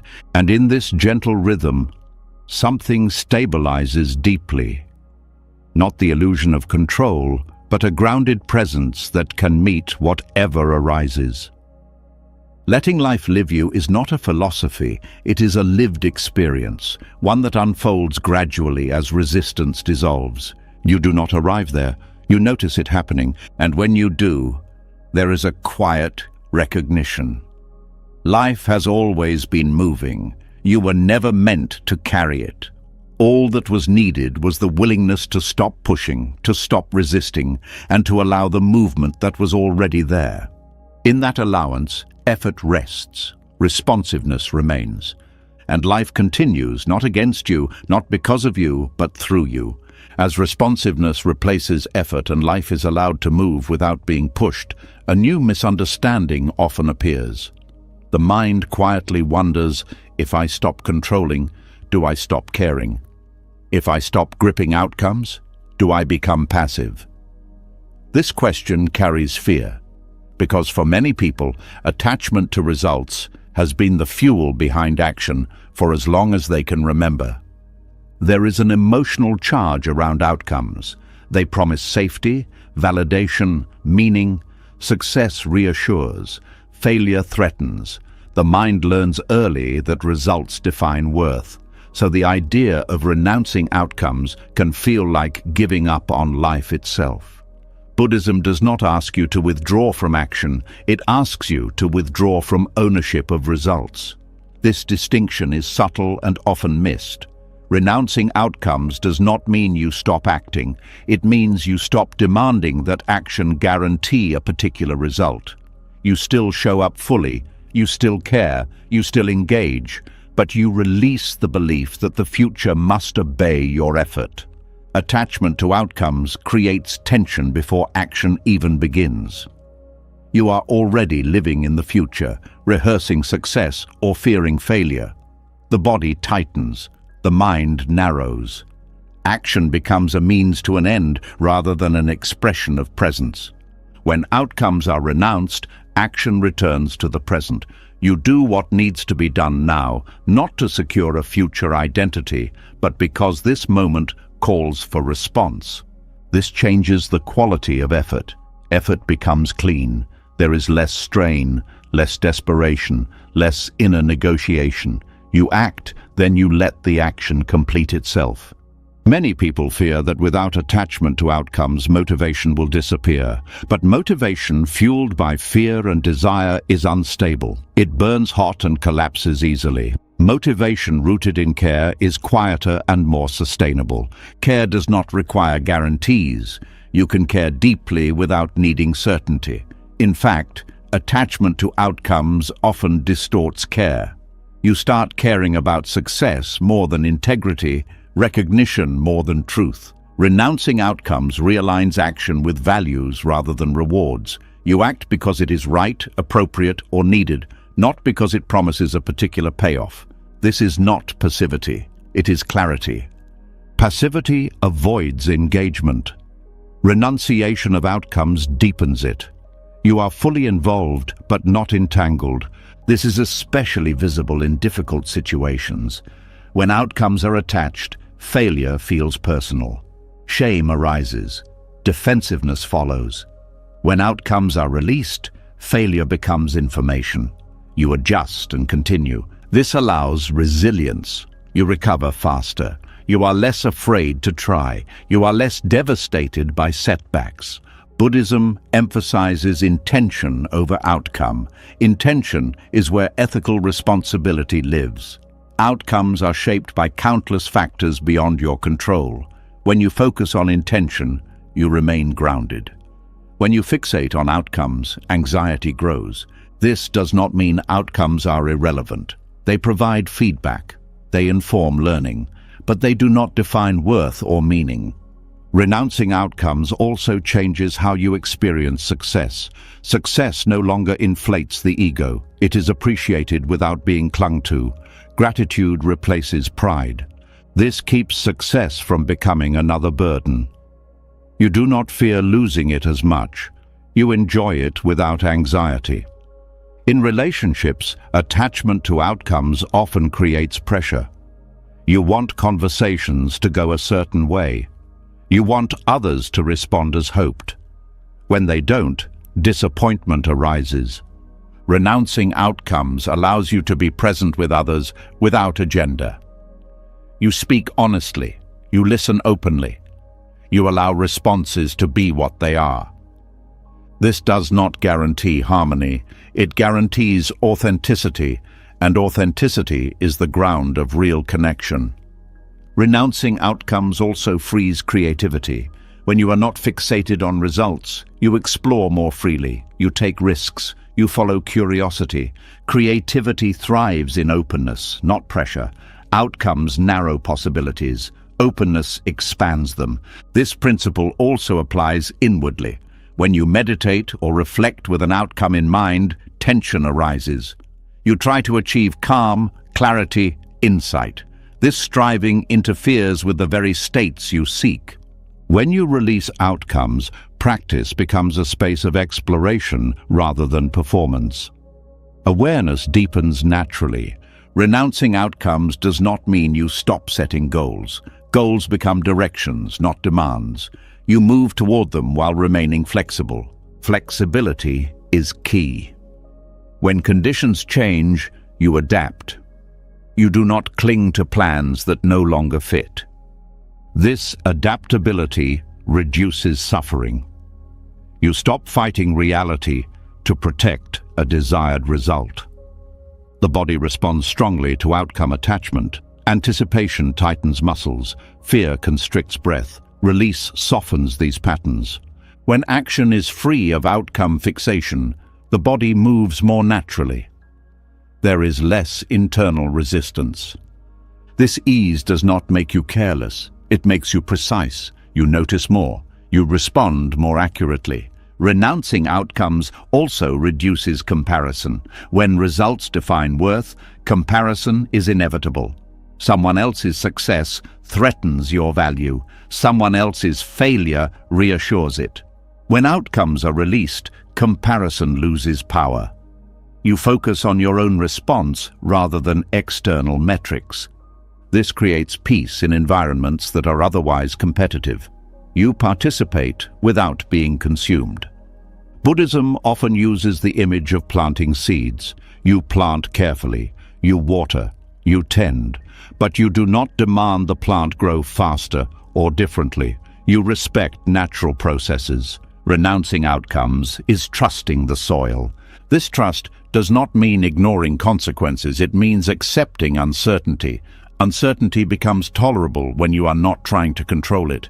This tolerance stabilizes the mind. You stop bracing for specific futures. You meet each moment as it arrives. This presence also supports rest.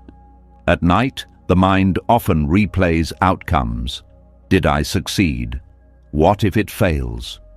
Renouncing outcomes allows the day to end without resolution. Sleep comes more easily when the future is not being managed. Renouncing outcomes also changes how you experience meaning. Meaning is no longer postponed until success. It is found in engagement itself. You stop living for later. You live now. This is deeply fulfilling, not because everything goes well, but because life feels lived. There is also courage here. The courage to act without guarantees. The courage to care without control. This courage grows as you experience that letting go of outcomes does not lead to collapse. It leads to steadiness. You discover that you can handle disappointment, that you can adapt, that you are not as fragile as outcome attachment suggests. This discovery builds confidence that is not dependent on success. Renouncing outcomes also supports compassion. When you are not invested in how things should turn out, you are more available to what is actually happening. You listen better. You help more wisely. You stop imposing solutions. You respond to needs. This responsiveness is the opposite of passivity. It is alive and engaged. The misunderstanding that renunciation equals withdrawal comes from confusing detachment with disengagement. Buddhism teaches detachment from clinging, not from life. You can be deeply involved without being trapped. This freedom changes everything. Work becomes expression.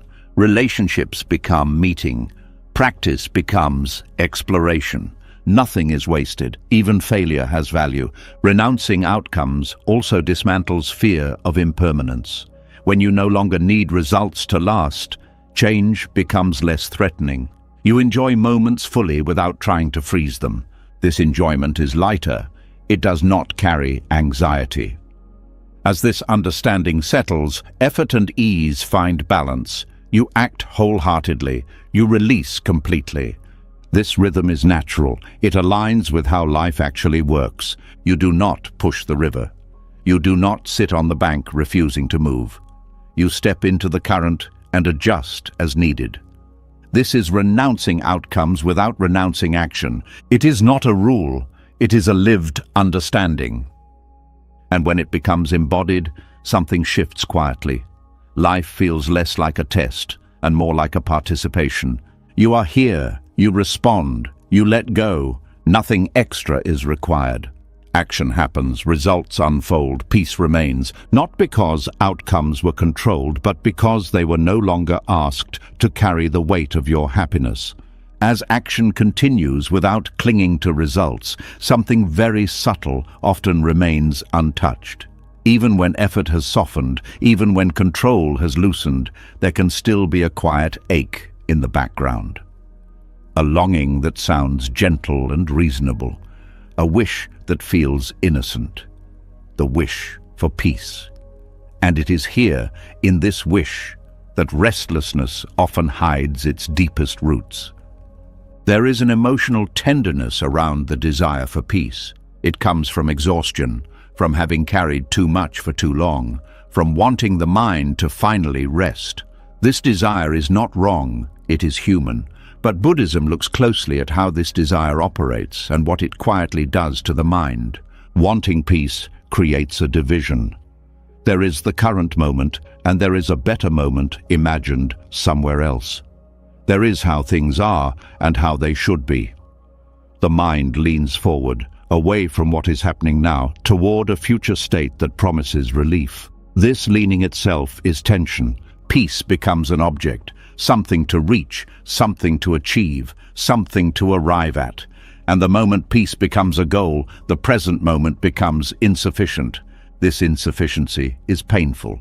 It turns now into a problem. Restlessness grows not because peace is absent, but because the mind is resisting what is present in the name of peace. Craving peace is still craving. It may wear softer language, but it operates the same way as any desire. It says, "This moment is not enough." And the mind responds by searching, adjusting, correcting. This search keeps the system active. The nervous system stays alert. The mind scans for signs of progress. Am I calmer now? Is this working? Why am I still restless? These questions fuel the very agitation they are trying to resolve. Buddhism points to a simple but difficult truth. Peace cannot be reached by wanting it, because wanting is movement away from peace. Peace is not somewhere else. It is what remains when the urge to be elsewhere stops. This is not a philosophical idea. It is an experiential observation. Each time the mind reaches for peace, notice what happens in the body. There is a tightening, a forward pull, a subtle dissatisfaction. The body knows before the mind understands. Wanting peace often comes with an image, a calm version of yourself, a quiet mind, a steady emotional state. This image becomes a standard. The present moment is measured against it and found lacking. This measurement creates self-judgment. I should be more peaceful. I'm not doing this right. The desire for peace turns into a new form of self-improvement, a new identity to live up to. Peace becomes conditional. You will allow yourself to rest once peace arrives. Until then, effort continues. This postponement is exhausting. It keeps peace always just out of reach, always slightly ahead. The paradox is that peace is already present beneath restlessness, but restlessness covers it because the mind is busy trying to remove restlessness. When restlessness is allowed, without the demand that it go away, it often softens. Not immediately, not dramatically, but gradually. The fight ends. The extra layer dissolves. Peace is not the absence of disturbance, it is the absence of resistance to disturbance. This understanding changes everything. You stop asking, how do I get peace? And start noticing, what am I resisting right now? This question turns attention inward, not toward a goal, but toward relationship. How are you relating to this moment? When the relationship softens, peace is revealed. It was never missing. It was obscured by effort. Wanting peace often comes from misunderstanding what peace actually is. Many imagine peace as a constant pleasant state. Buddhism does not define peace this way. Peace is not emotional perfection. It is openness. Openness can include discomfort. It can include sadness. It can include fear. Peace is the willingness to allow these experiences without needing them to disappear. This willingness is not resignation. It is intimacy. You meet experience fully instead of negotiating with it. Craving peace keeps experience at a distance. You tolerate the present only as a means to an end. This prevents full contact. Full contact is what dissolves struggle. The mind often says, once I'm peaceful, then I can live. Buddhism replies, live now, and peace may show up. Peace is a byproduct, not a product.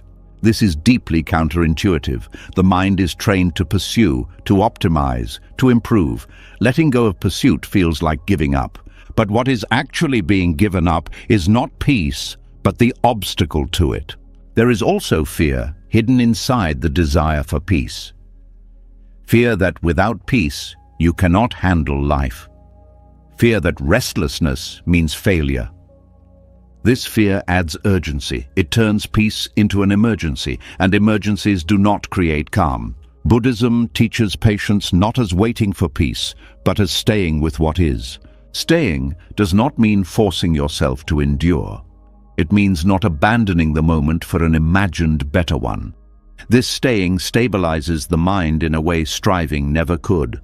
When you stop wanting peace, something softens. The body relaxes slightly, the breath deepens, not because peace arrived, but because effort paused. This pause is the doorway. Many people have experienced moments of peace unexpectedly, in grief, in exhaustion, in surrender. These moments did not come from trying. They came when trying stopped. Trying to recreate these moments misses the point. The conditions were not special. The absence of resistance was.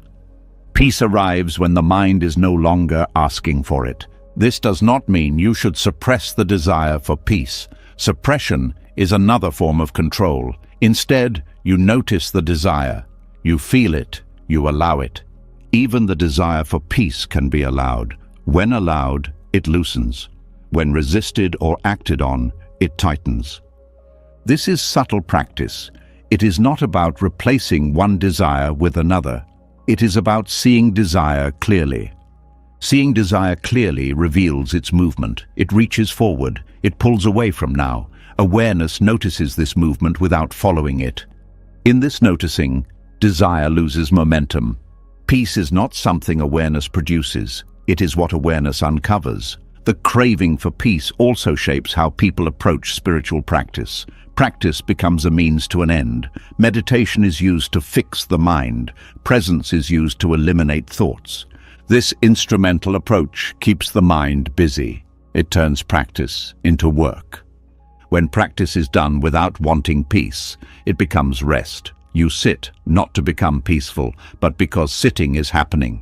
This simplicity allows depth. The mind often resists this simplicity.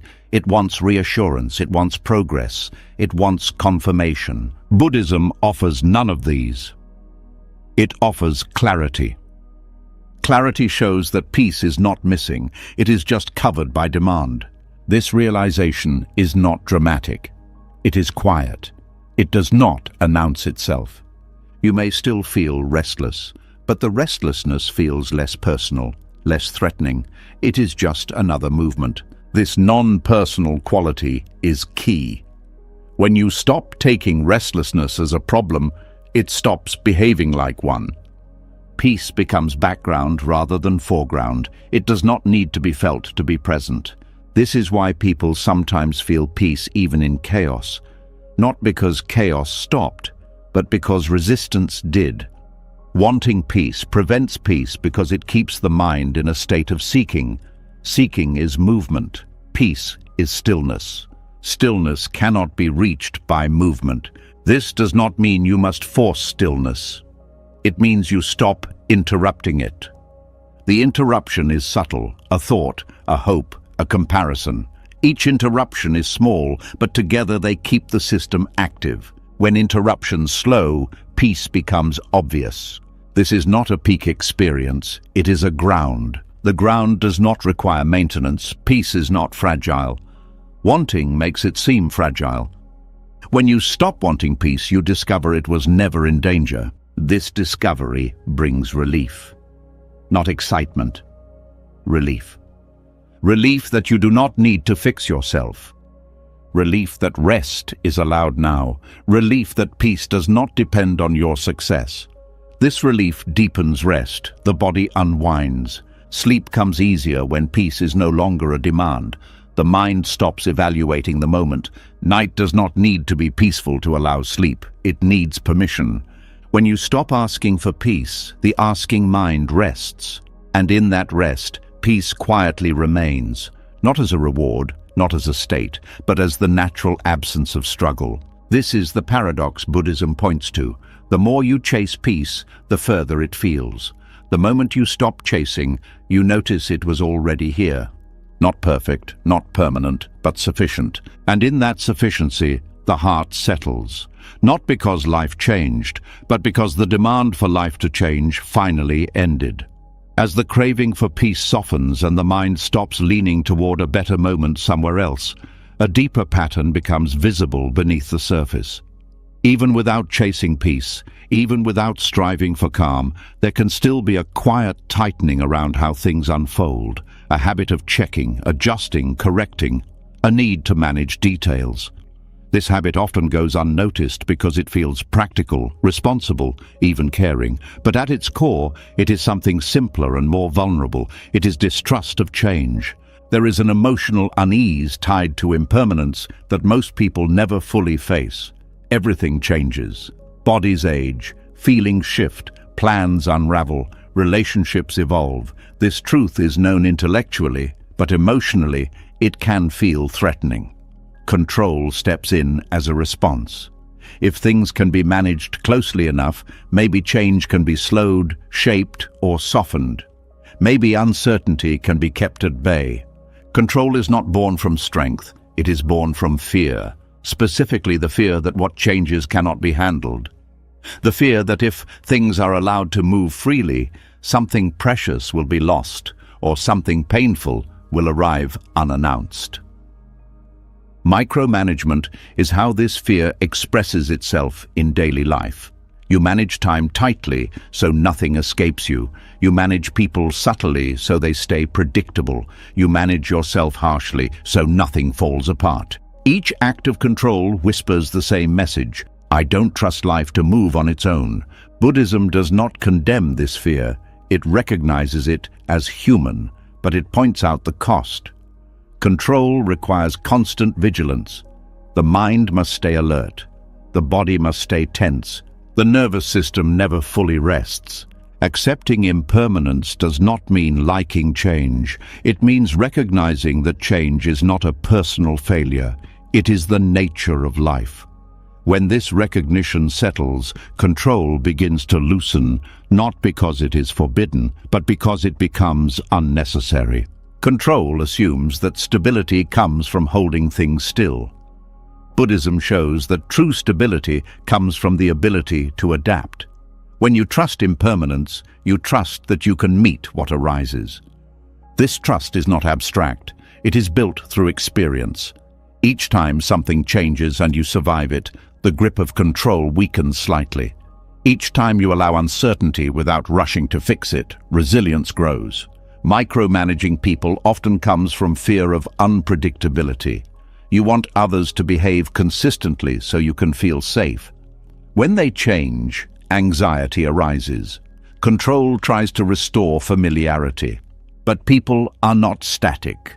Expecting them to remain the same is expecting life to stop. This expectation creates conflict and disappointment. Accepting impermanence allows you to meet people as they are now, not as you wish they would remain. This does not remove boundaries, it removes illusion. When you stop trying to control others, relationships breathe, trust deepens, tension eases. You no longer feel responsible for shaping someone else's journey. Micromanaging time comes from a similar fear. Time passes whether you watch it or not. Control tries to slow it by filling every moment, optimizing every hour, planning every future. This constant management creates anxiety around wasted time. Rest feels undeserved. Stillness feels dangerous. Accepting impermanence reframes time. You stop treating it as something to conquer. You treat it as something to move within. Moments are lived rather than managed. This changes how you experience aging, deadlines, and loss. You stop fighting the passage of time and start participating in it. Micromanaging the self is perhaps the most exhausting form of control. Monitoring thoughts, correcting emotions, policing behavior. The inner supervisor never sleeps. This supervisor exists because impermanence feels threatening. If the self changes, who are you? Control tries to stabilize identity by enforcing consistency. Buddhism reveals that identity is already fluid. Trying to freeze it creates suffering. Accepting transience allows identity to soften without collapse. You do not disappear when you change. You evolve. When impermanence is accepted, mistakes lose their power. They are no longer threats to identity. They are moments in motion. This acceptance reduces shame. Shame comes from believing you should have remained a certain way. Impermanence shows that remaining the same was never possible. Control also tries to protect pleasure. When things are good, the mind tightens. It wants the moment to last. It monitors. It anticipates loss. This anticipation prevents full enjoyment. Pleasure becomes fragile. Accepting impermanence allows you to enjoy without clinging. You savor moments knowing they will pass. This does not make them less meaningful, it makes them more vivid. Control also arises around pain. The mind tries to manage discomfort away. It tightens against it. This tension amplifies suffering. Accepting impermanence allows pain to be felt without panic. You know it will change. This knowledge does not eliminate pain, but it reduces fear. Fear is what turns pain into suffering. When impermanence is trusted, you stop needing guarantees. You stop demanding that life stay the same for you to feel safe. Safety becomes internal. It rests in adaptability, not predictability. This internal safety stabilizes the mind deeply. You no longer scan constantly for threats. You respond when something arises instead of anticipating endlessly. Control thrives on anticipation. Acceptance lives in presence. Presence does not eliminate planning. It prevents obsession. You plan what is helpful and release what is not. This release frees energy. You stop carrying the future everywhere with you. Accepting impermanence also changes how you relate to loss. Loss no longer feels like betrayal. It feels like movement. Grief still arises, but it is not complicated by disbelief. This shouldn't have happened. Acceptance allows grief to flow cleanly. Control often delays grief by resisting reality. Acceptance allows healing to begin. This applies to endings of all kinds, jobs, roles, phases of life. Letting go becomes possible when you stop arguing with change. Control argues. Acceptance listens. Micromanagement is exhausting because it assumes you must be everywhere at once. Accepting impermanence allows you to be where you are.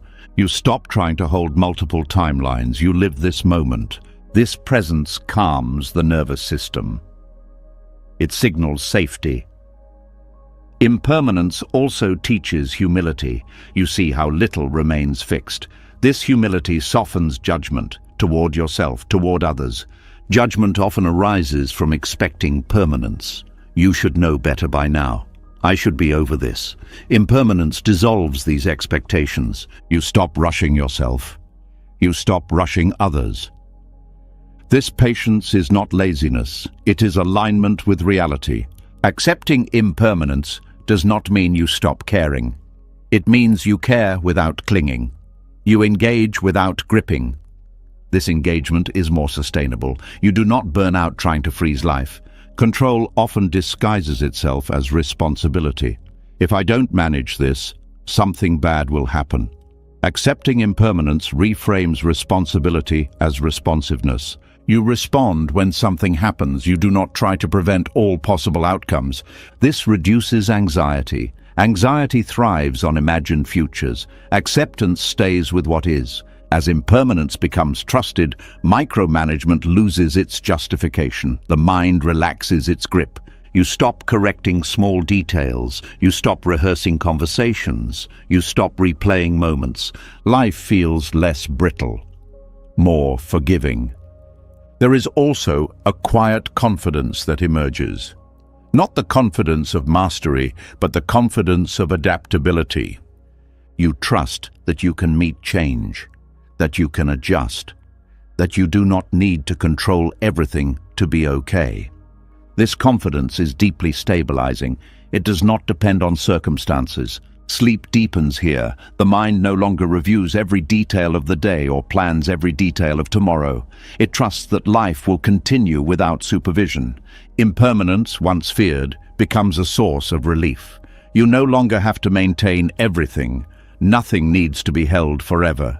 This release lightens the heart. You stop carrying the world. Control as distrust of impermanence dissolves when impermanence is seen clearly and accepted gently. Not as a threat, but as a fact of life. When this acceptance settles, micromanagement fades naturally. There is nothing left to defend. What remains is a steady openness, a willingness to meet change, a trust in movement. Life flows, you move with it. Not because you surrendered responsibility, but because you surrendered the illusion that life needed to be held still for you to survive. And in that surrender, something unexpected happens. The mind becomes calmer, the body relaxes, the heart opens. Not because change stopped, but because you stopped fighting it. Impermanence becomes not the enemy of peace, but its foundation. As trust in impermanence settles and the need to hold life still begins to loosen, another layer of control quietly reveals itself. It does not manage time, it does not manage emotions, it manages meaning, it tells stories. It explains who you are, why things happened, where you are going, and what it all says about you. And without realizing it, the mind tightens again, not around events, but around narrative. There is a deep emotional comfort in having a story. Stories create continuity. They turn change into coherence. They give suffering a reason and success a shape. They say, this is who I am. This is why this happened. This is what it means. Without a story, the mind feels exposed. Without explanation, it feels unfinished. Buddhism sees this clearly and quietly refuses to participate. The Dharma does not deny that stories exist. It denies their authority. It points out that the story of me is not a stable truth, but a moving interpretation layered on top of experience. And this interpretation, while useful at times, becomes a form of control when it is treated as reality itself. Narrative control is the attempt to secure identity through meaning. When something happens, the mind rushes to explain it. If the explanation fits the existing self-story, relief follows. If it threatens the story, anxiety arises. This anxiety is not about the event, it is about meaning slipping out of control. The mind wants experience to confirm who it thinks it is. When reality refuses, storytelling intensifies. New chapters are written, old ones are revised. Pain is justified, blame is assigned, victories are claimed. All of this feels natural, but it carries a hidden cost. It traps attention in the past and future. It pulls awareness away from direct experience and into interpretation. Buddhism repeatedly points back to what is happening before the story forms. Sensation before explanation, feeling before identity, action before narrative ownership. This is not anti-intellectual, it is anti-confusion. Stories simplify reality, but reality is not simple. The self-story reduces complexity into something manageable, but what is manageable is rarely what is true. The problem is not that stories exist. The problem is believing they must be finished, coherent, and correct for life to make sense. Unfinished meaning feels uncomfortable. The mind wants closure. It wants a reason. It wants an arc. Buddhism refuses to provide one. Freedom does not come from finding the right story. It comes from seeing that no story can fully capture experience. Narrative control often begins early. You are taught to explain yourself, to justify actions, to define goals. Over time, you learn to see life as a biography in progress. Each event must fit. When something does not fit, tension arises. This shouldn't have happened. This doesn't align with who I am. The mind works overtime to repair the narrative. This repair effort is exhausting. It keeps the mind busy even when nothing is wrong. Buddhism undermines this by refusing to treat the self as a story at all. The self is seen as a process, not a plot. Processes do not need coherence. They move, they change, they do not ask to be summarized. Narratives ask for permanence. Processes accept impermanence. When narrative control loosens, experience becomes lighter. You no longer need to explain every feeling. You no longer need to justify every choice. You no longer need to turn life into something meaningful before it can be lived. This does not make life meaningless. It makes meaning optional. Optional meaning is freeing. You can allow moments to be just moments. You can allow pain to be pain without turning it into a lesson. You can allow joy to be joy without turning it into a definition. Stories often intensify suffering. When something painful happens, the story adds layers. This always happens to me. This proves something is wrong with me. This will ruin everything. The original pain is simple. The narrative multiplies it. Buddhism invites you to see this multiplication clearly. To notice how suffering grows not from experience, but from interpretation. This noticing does not require you to suppress thought. Thoughts will arise, stories will appear. The difference is you stop believing they are necessary. You let the story be incomplete. This incompleteness feels unsettling at first. The mind searches for footing.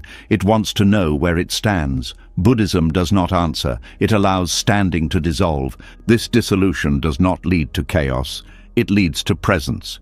When you are not busy narrating, attention returns to what is happening. Breath, sound, sensation, movement. Life feels immediate. Immediate life does not need explanation. Narrative control also shapes how people relate to each other. You assign roles. You decide who someone is based on past chapters. You interact with the story rather than the person. When narrative loosens, relationships become fresh. You meet the person as they are now, not as they were in the story. This openness allows change. It allows forgiveness. It allows surprise. Buddhism emphasizes beginner's mind for this reason. Beginner's mind is not ignorance. It is freedom from narrative certainty. Certainty closes perception.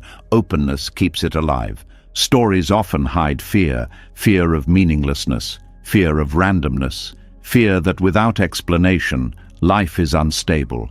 Buddhism does not replace stories with better stories. It points to the stability of awareness itself. Awareness does not need meaning to function. It is present whether things make sense or not. This presence is reliable. Stories are not. When narrative control drops, you stop needing your life to make sense in a linear way. You accept contradiction. You accept unfinished chapters. This acceptance reduces inner conflict. You stop arguing with yourself about what something should mean. The mind becomes quieter, not because stories stop, but because they stop being believed. Narrative control also affects how you remember the past. Memory becomes selective. It supports identity. Events are framed to maintain coherence. Letting go of narrative control allows memory to soften. You remember without needing to extract meaning. The past becomes lighter. The future also changes. Instead of projecting a storyline forward, you allow possibility. Plans still exist, but they are not scripts. This reduces fear of deviation. You stop seeing detours as failures. Life becomes less about staying on track and more about staying present. Narratives also create comparison. You compare your story to others. Who is ahead? Who is behind? This comparison fuels dissatisfaction. When stories loosen, comparison loses its foundation. You stop ranking lives. Each moment stands on its own. Buddhism often uses silence, not just to quiet the mind, but to interrupt storytelling.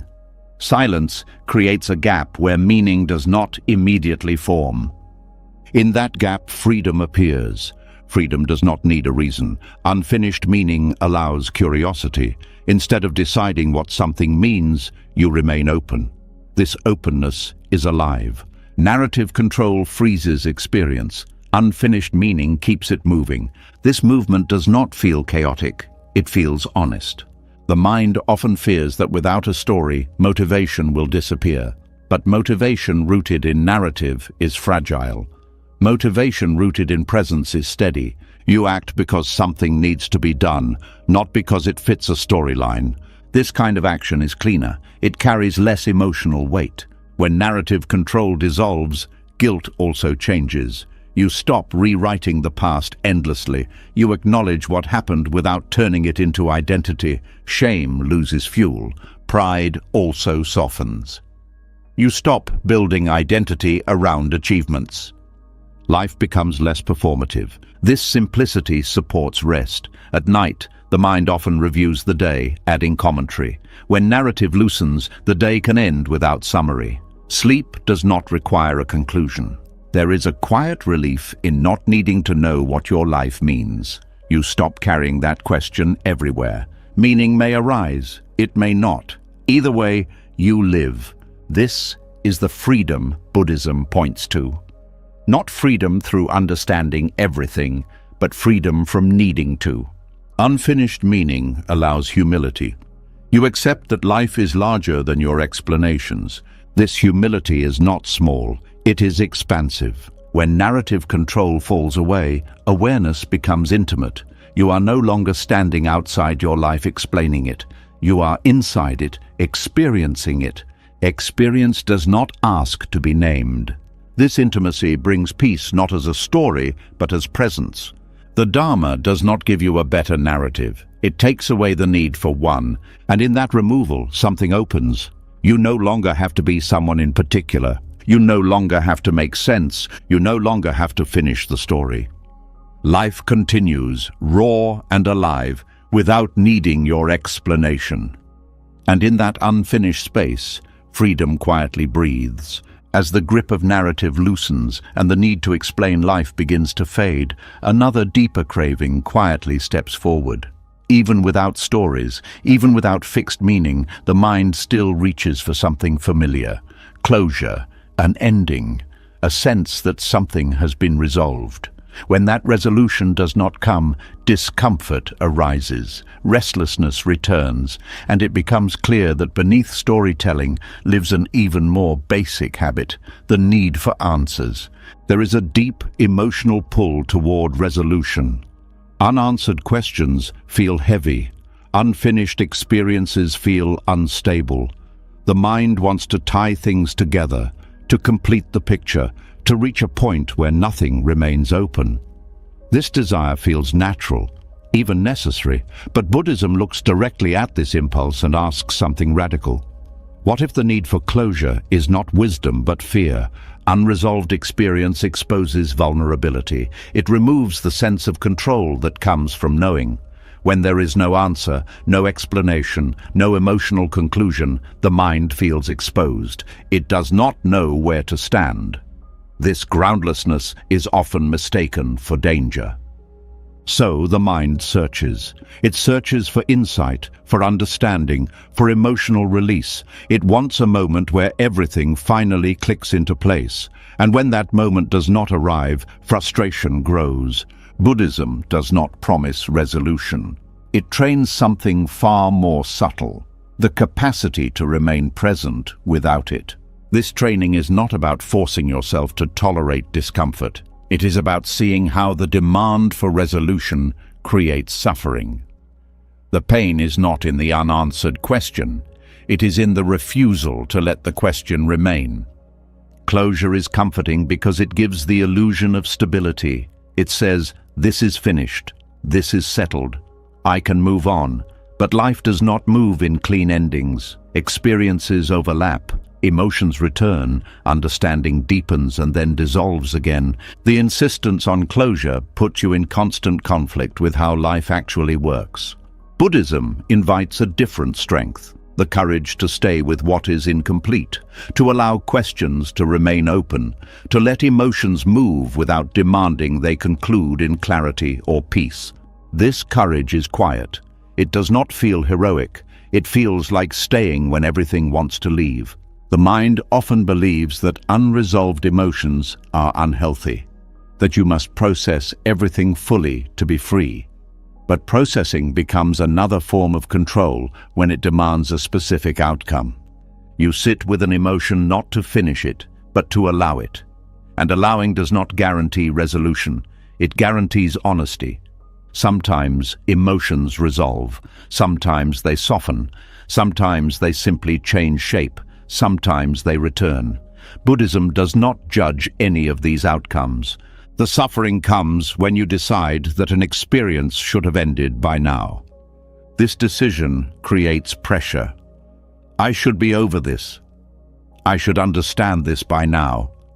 I should feel different. These thoughts add a layer of self-judgment that intensifies discomfort. Being unresolved feels like failure in a culture that values answers. But Buddhism reframes this completely. Being unresolved is not failure, it is openness. Openness allows learning to continue. Closure stops inquiry. It freezes understanding.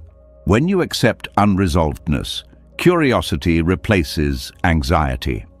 You stop demanding certainty and start observing change. This observation does not provide neat conclusions. It provides intimacy with experience. Living without closure requires trust. Trust that you do not need final answers to function. Trust that life can continue without being fully understood. This trust stabilizes the mind in a deeper way than answers ever could. Answers are fragile. New information can undo them. New experiences can contradict them. When identity is built on answers, instability follows. Unresolvedness, paradoxically, is more stable. It does not collapse when something new appears. It has room. This is why Buddhism often responds to deep questions with silence or paradox, not to frustrate, but to interrupt the craving for resolution. The mind wants something to hold on to. The Dharma teaches you how to stand without holding. This standing is not rigid, it is flexible. It adapts as conditions change. The courage to be unresolved also applies to relationships. Many conflicts persist because people want emotional closure, an apology that fully satisfies, an explanation that finally makes sense. Sometimes these things come, sometimes they do not.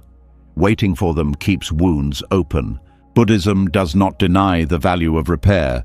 It denies the fantasy that repair always brings closure. You learn to live with unanswered feelings. You learn to carry grief without demanding it transform into wisdom. You learn to love without guarantees. This does not harden the heart, it softens it. You stop bargaining with life. Unresolvedness also affects how you relate to yourself. You stop demanding that your identity makes sense. You allow contradiction. You allow change. You may feel confident one day and unsure the next. Instead of trying to reconcile these states, you let them coexist. This coexistence reduces inner conflict. You stop trying to unify everything. The mind often believes that resolution brings peace. Buddhism shows that peace comes from allowing unresolvedness. Peace is not the result of understanding everything. It is the absence of struggle with not understanding. This is deeply counterintuitive. The mind equates clarity with safety. But clarity is temporary. Uncertainty is constant. Learning to live with uncertainty is more protective than chasing answers. This learning happens gradually. Each time you resist the urge to conclude, something relaxes. Each time you allow a question to remain open, tension softens. You discover that nothing terrible happens when you do not resolve everything. Life continues. You continue. This discovery builds confidence, not the confidence of knowing, but the confidence of being able to not know. This kind of confidence is rare. It is not loud. It does not seek recognition. It feels like steadiness. Unresolvedness also deepens compassion. When you accept that you do not have answers for your own life, you stop demanding them from others. You become more patient with confusion, more tolerant of complexity. This patience improves relationships. You listen without needing to fix. You support without needing to conclude. The courage to be unresolved also changes how you relate to time. You stop rushing toward the future for answers. You stop rewriting the past for clarity. Time becomes less urgent. Moments are allowed to be incomplete. This incompleteness is not emptiness, it is possibility. When closure is not required, creativity expands. You are not limited to a single interpretation. You remain open to discovery. This openness allows wisdom to deepen over time, not as a final insight, but as an evolving understanding. Buddhism does not aim to make you certain. It aims to make you present. Presence does not need closure. Presence meets what is here without demanding it resolve. This is especially important in meditation and contemplation. Many people seek meditation to find answers or emotional release. When these do not come, they feel discouraged. The Dharma invites a different orientation. Sit not to resolve, but to stay. Stay with breath. Stay with sensation. Stay with uncertainty. In staying, something subtle shifts. The need for resolution weakens. You begin to feel at home in not knowing. This does not make life vague, it makes it alive. Certainty deadens experience. Unresolvedness keeps it dynamic. The courage to be unresolved also reduces fear of death and loss. Death is the ultimate unresolved experience. There is no final answer that removes its mystery. When you learn to live without closure in small ways, you build capacity to face larger unknowns. This capacity is not dramatic, it feels like acceptance without resignation. You stop asking life to explain itself to you. You stop asking yourself to be finished. You allow things to remain in motion. This allowance brings rest. The mind no longer needs to tie everything up before resting. Sleep becomes easier when you do not need to settle every question. Night does not ask for answers, it asks for surrender. The courage to be unresolved is not something you achieve. It develops naturally as resistance softens. You notice that openness is not dangerous, that not knowing is survivable. This realization changes your relationship with thought. Thoughts arise. They do not need to conclude. Questions arise. They do not need answers. Emotions arise. They do not need closure. Life continues. Buddhism does not offer certainty. It offers freedom from needing it. And that freedom is quiet, steady, and deeply human. You stop trying to complete yourself. You stop demanding that life resolve. You live with open hands, and in those open hands, experience rests without pressure, unresolved, unfinished, and free. As the courage to remain unresolved grows and the mind learns to stay without answers, something even more intimate begins to loosen. Beneath the need for closure, beneath the need for meaning, there is often a quiet assumption that has gone unquestioned for most of life. The assumption that what happens inside you belongs to you, that thoughts are yours, that emotions are yours, that sensations are owned. When this assumption softens, a deep and unexpected freedom opens. There is a strong emotional reflex to claim experience. A thought appears and the mind says, "my thought." A feeling arises and the body tightens around it as "my emotion." A sensation moves through the body and it becomes "my pain" or "my pleasure." This claiming happens so quickly that it feels natural, almost invisible. But Buddhism asks a question that gently disrupts this reflex. Where is the owner? This question is not philosophical, it is experiential. When you look closely at experience, sensations arise, thoughts appear, emotions move, but ownership is not found in the experience itself. Ownership is added afterward as a mental label. Non-ownership does not deny experience, it does not distance you from life. It simply removes the extra layer of identification that turns experience into burden. When a sensation is labeled as mine, it carries weight. It becomes personal. It demands protection or resistance. When it is simply a sensation, it can be felt without added tension. This shift is subtle but profound. Pain without ownership is still pain, but it is not a problem to be defended against. Pleasure without ownership is still pleasure, but it is not something to cling to. Thoughts are especially revealing in this regard. Thoughts appear spontaneously. You do not choose the next thought, it arises. When you notice this directly, the idea of ownership begins to weaken. If you do not choose thoughts, how can they belong to you in the way you assume? They appear, linger briefly, and dissolve. Claiming them adds responsibility and conflict. This is why people often feel exhausted by their own minds. They believe they must manage, control, or justify thoughts as if they were personal possessions. Non-ownership allows thoughts to pass without supervision. You do not need to agree with them. You do not need to correct them. You do not need to suppress them. They are not yours to manage. Emotions function the same way. An emotion arises due to conditions, body state, memory, environment, history. None of these are chosen in the moment. The emotion appears. Ownership makes it heavy. When you say "my anxiety," the emotion becomes part of identity. It must be fixed. It must be explained. It must be resolved. When anxiety is simply anxiety, it can be felt without becoming who you are. This does not mean detachment or coldness. It means intimacy without identification. Non-ownership does not push experience away. It allows full contact without contraction. There is a fear that if you stop owning experience, you will become disconnected or irresponsible. Buddhism shows the opposite. When you stop owning, you become more responsive, less defensive, more present. Ownership creates a boundary. This is mine. That boundary invites protection. Protection creates tension. Non-ownership dissolves the boundary. Experience moves through without needing defense. This has a direct effect on the nervous system. When experience is not claimed, the body does not brace as much. Breath deepens, muscles soften, there is less internal resistance.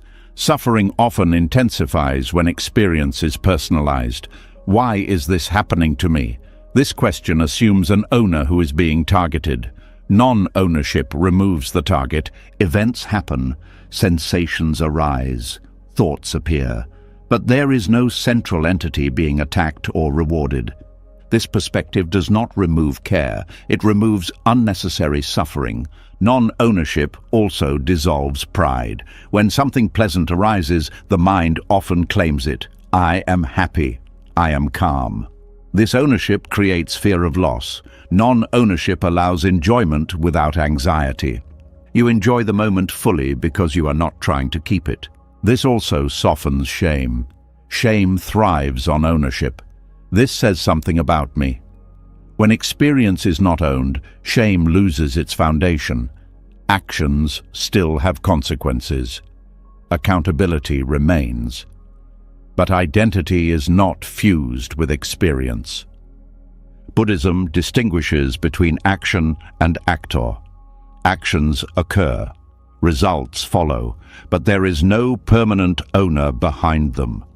This understanding removes the constant need to defend a self-image. Non-ownership also affects memory. Memories arise. They are often treated as evidence of who you are. I did this. This defines me. Non-ownership allows memory without identity attachment. The past becomes lighter. It informs without imprisoning. This also changes how you relate to the future. Anticipation arises, worries appear, plans form. When these are not owned, they do not dominate. You plan without fear. You anticipate without anxiety. Non-ownership does not eliminate preference. Preferences arise, but they are not treated as commands. They do not rule the system. This allows flexibility. When preferences are not met, there is disappointment without devastation. There is also a deep relief in realizing that you do not have to carry your inner life everywhere. Thoughts and feelings can visit without becoming luggage. This relief supports rest. Many people cannot sleep because they are carrying their thoughts as responsibilities. Non-ownership allows the mind to set them down. Thoughts can continue. You simply do not follow them. Non-ownership also changes how you relate to silence. Silence is no longer something to fill. Without ownership, there is no one demanding commentary. Silence becomes comfortable. This comfort extends to solitude. Being alone with your thoughts is less threatening when thoughts are not claimed.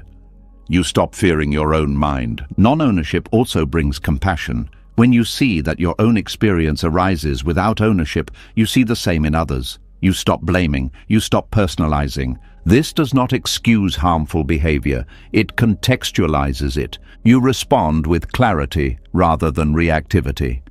Non-ownership also changes how you relate to the body. Sensations arise, tension, fatigue, pleasure, pain. When the body is treated as me, every sensation feels like a verdict. Non-ownership allows the body to be experienced as process rather than identity. You care for the body without obsessing over it. This reduces health anxiety. You respond to symptoms without panic. Non-ownership also dissolves comparison. When experience is not owned, there is no need to compare inner states. They are calmer than me. I am behind. These comparisons lose meaning. Each experience is just what it is. This perspective also affects spiritual practice. Many people try to own insights. I had an awakening. I am aware. This ownership turns insight into identity. Non-ownership allows insight to arise and pass without being claimed. Practice stays alive. There is also humility here. You stop collecting experiences as achievements. You stop measuring progress through inner states. This keeps practice grounded. Non-ownership does not mean indifference. It means intimacy without possession. You feel deeply, you care deeply, but you do not grip. This griplessness allows emotions to move freely. Fear arises and passes. Joy arises and passes. Nothing needs to be held. This flow aligns with impermanence. Ownership fights impermanence. Non-ownership moves with it. The mind often fears that without ownership, there will be chaos. But chaos comes from conflict, not freedom. Non-ownership reduces conflict because there is no central self to defend. There is also a quiet dignity in this teaching. You do not need to be more than human. You do not need to perfect yourself. You allow experience without claiming it. This allowance creates spaciousness. Spaciousness allows wisdom to function. Wisdom does not need ownership. It responds naturally. Non-ownership also affects how you relate to suffering. When suffering is not owned, it does not define you. You can be with pain without becoming pain. This is deeply liberating. You stop asking, "What does this say about me?" You start asking, "What is happening now?" This shift moves attention from identity to presence. Presence is light. Non-ownership also changes how you speak. You stop saying, "I am anxious," and start noticing anxiety is present. This subtle shift reduces identification. Language matters because it reflects relationship. This does not mean denying emotion. It means not becoming it. Non-ownership also supports forgiveness. When experiences are not owned, resentment softens. You stop carrying events as personal injuries. You allow healing to occur. This does not mean forgetting. It means not binding identity to injury. Non-ownership also dissolves the fear of being overwhelmed. Overwhelm happens when experience is treated as too much for me. Without a central owner, experience is simply happening. The system relaxes. This relaxation allows deeper engagement, not withdrawal. You meet life fully without armor. Non-ownership also brings gratitude. When pleasant experiences are not owned, they are appreciated without fear. You enjoy without clinging. This enjoyment is purer. There is also freedom here from constant self-reference. You stop asking how everything relates to you. Life becomes wider. This widening reduces isolation. You feel part of a larger movement rather than a separate center. Non-ownership also changes how you experience meditation. You stop trying to own stillness. You stop claiming clarity. Meditation becomes simple presence. Thoughts come, thoughts go. Awareness remains. Awareness is not owned. It is not personal. It is shared by all experience. This shared quality dissolves loneliness. You are not alone in awareness. Non-ownership also supports ethical action. When you are not defending an identity, you can respond honestly. You can admit mistakes. You can change course. This honesty is freeing. You stop protecting an image and start caring about impact. Non-ownership also removes the need to constantly narrate experience. Without ownership, there is no need to explain. Life is lived, not described.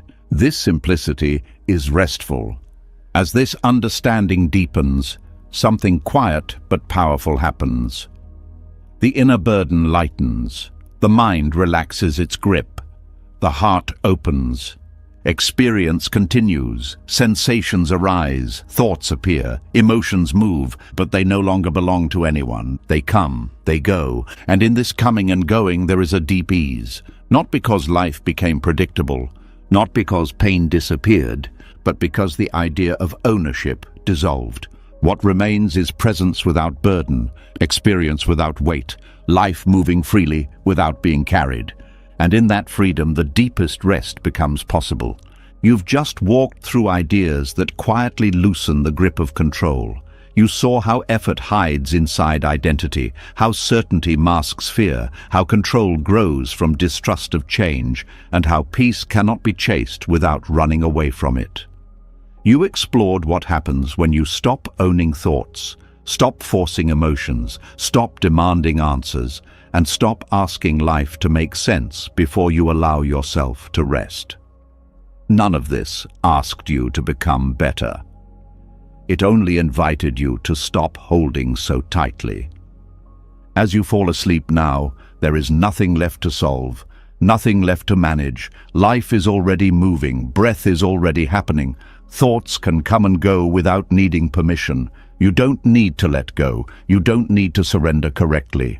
Control releases itself the moment it's no longer needed.